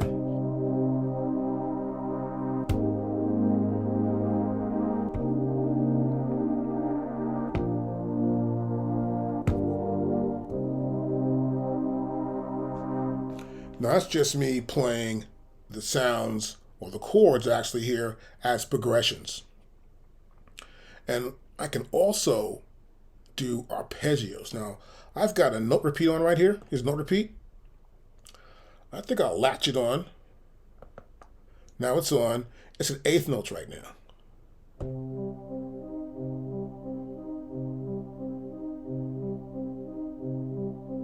You hear that?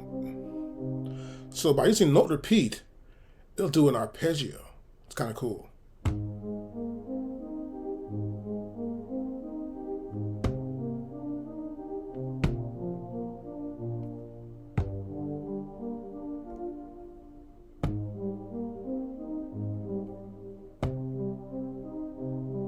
So so you can do arpeggios as well.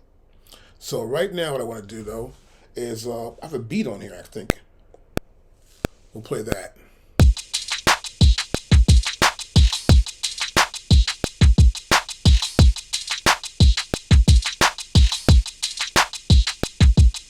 Okay, so I want to take my metronome, first of all, and change the metronome here. So I'm going to come over here and look at this metronome. I got a count in for it. I want to change something here. I want to change it so it's a count in for record when in record. So I'm going to make sure I'm in record. I want to use it and play on. This is good. Enabled, yep. And the rate is good. So I want to check my metronome. Good, the output's perfect. So now what I'm going to come in here and I'm going to press record and play and try something.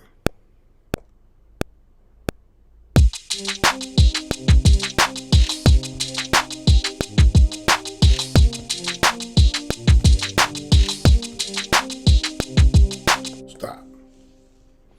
Now, we don't see anything at all going on in the parameters, right? There's nothing here in that at all. So what we have to do always, we have a track. I got a brand new track I want to record to. I need to go to here and put this into record. Now I'll be able to record on that track. We'll try it again. We're going to record and go to play start.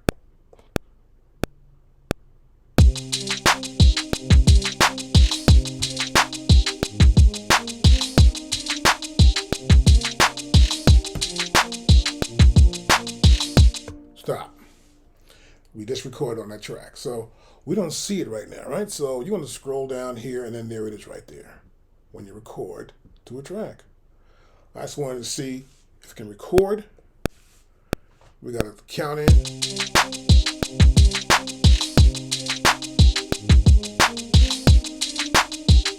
You can always go back and then change the notes, move them where you want to move them to, but you can also do arpeggios using note repeat and set them up too as well.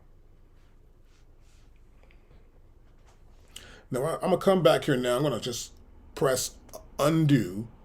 I'm going to get rid of note repeat. I'll press record and play from the top.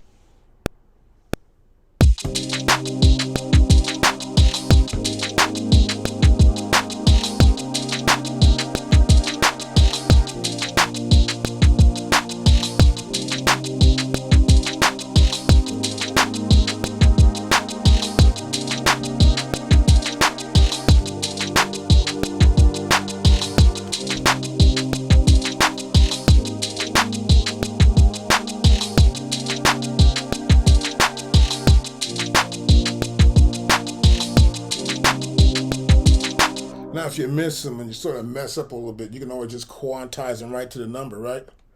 And so I'm going to do right here, I want to get a better feel rather than just quantize these things in. I'd rather just drag it out to here and sort of make sure I got it. So I drag it out to here too as well and drag this out. So I can get them to feel like they're right, almost that human feel to them. I don't want to have this total computerized keyboard recording. We'll press play from the top again. Again,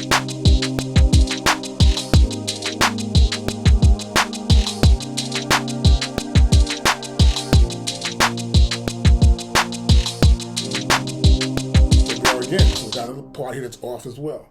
So I have to sort of do this because it's a lot easier and then it sounds smoother to me when I'm doing this type of feel. But depending on what you want to do with your feel, that's always cool. I may have a note coming a little bit late or a little earlier too, like right there, and we'll play from the top again.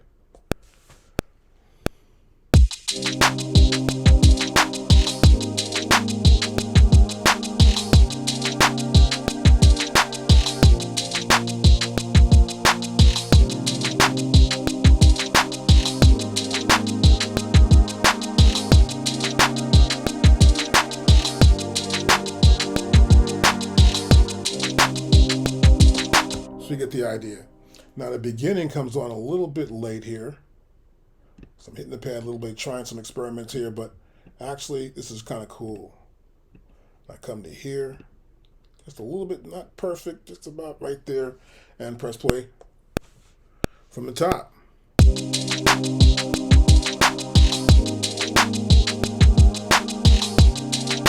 Okay, you can hear that pretty beat going on. And now I have this dark synth pad.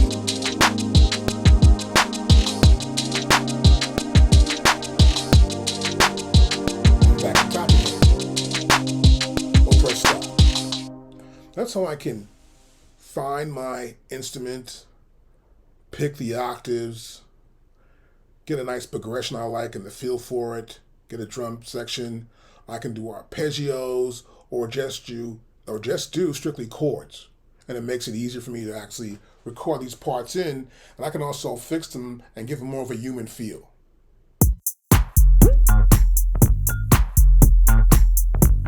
Now, I can also add ARP in here. So I've got ARP selected, and I also have note repeat selected here. And then here, you'll notice here I have 16th notes right there. That's 16th notes right there. And I can hit a pad.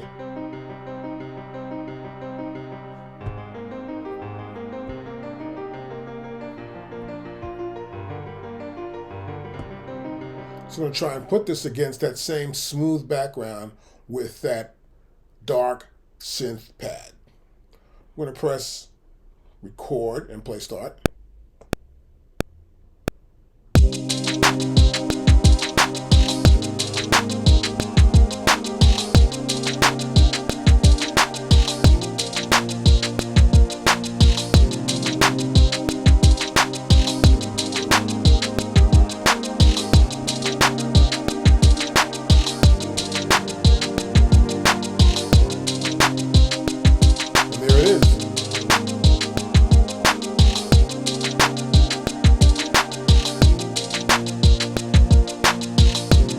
Press stop. Okay, so I've done a lot of stuff here with my MPC Studio Live, my MPC Studio MK2. And so it's been cool using it here with this pad perform. But it's a way more easier right here for me to just go here to progressions. I can click here. I can pick the progressions I want to use. I can go to notes or chromatics right here very easily on the computer. I can go to pad rows, start on the root. We got the root note. I can pick a natural minor right here. I can pick any minor key I want actually from here. I can click on right here and get what I'm looking for if it's available for this particular progression. And we have octaves and we have pads. Pad as played for velocity.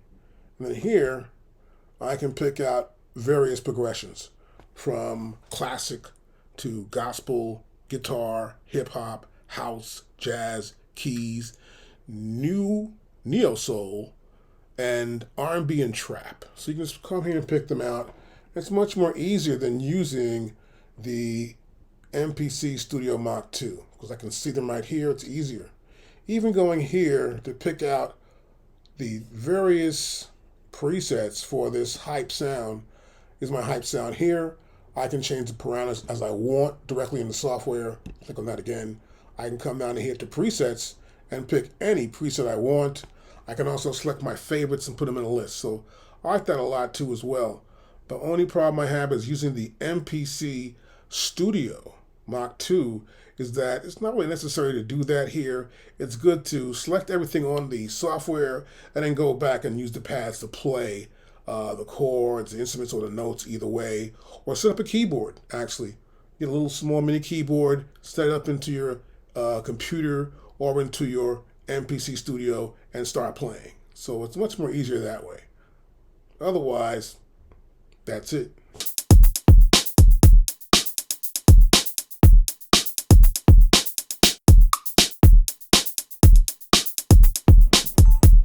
Now I have another parameter I could use. I come to here, touch strip again, and I'm still in mod wheel, but I want to go now to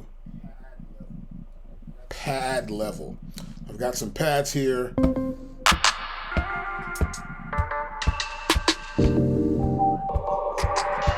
Right, so let's say I want to make that louder.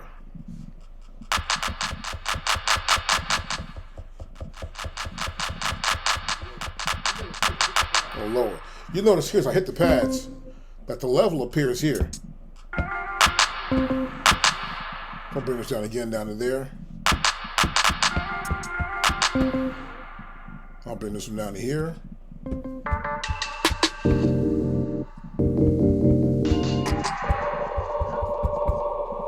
And that's for that specific program. So if I come back here to track, I'll see that's my drum program right there that it's set up for.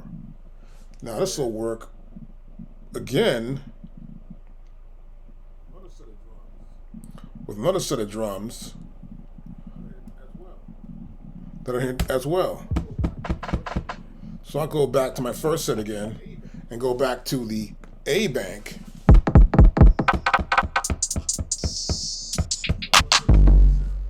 So I'm going to get some of these sounds. Like here's this bass sound. I'm going to bring that down a little bit. So I come to here and I'll just bring it down to here.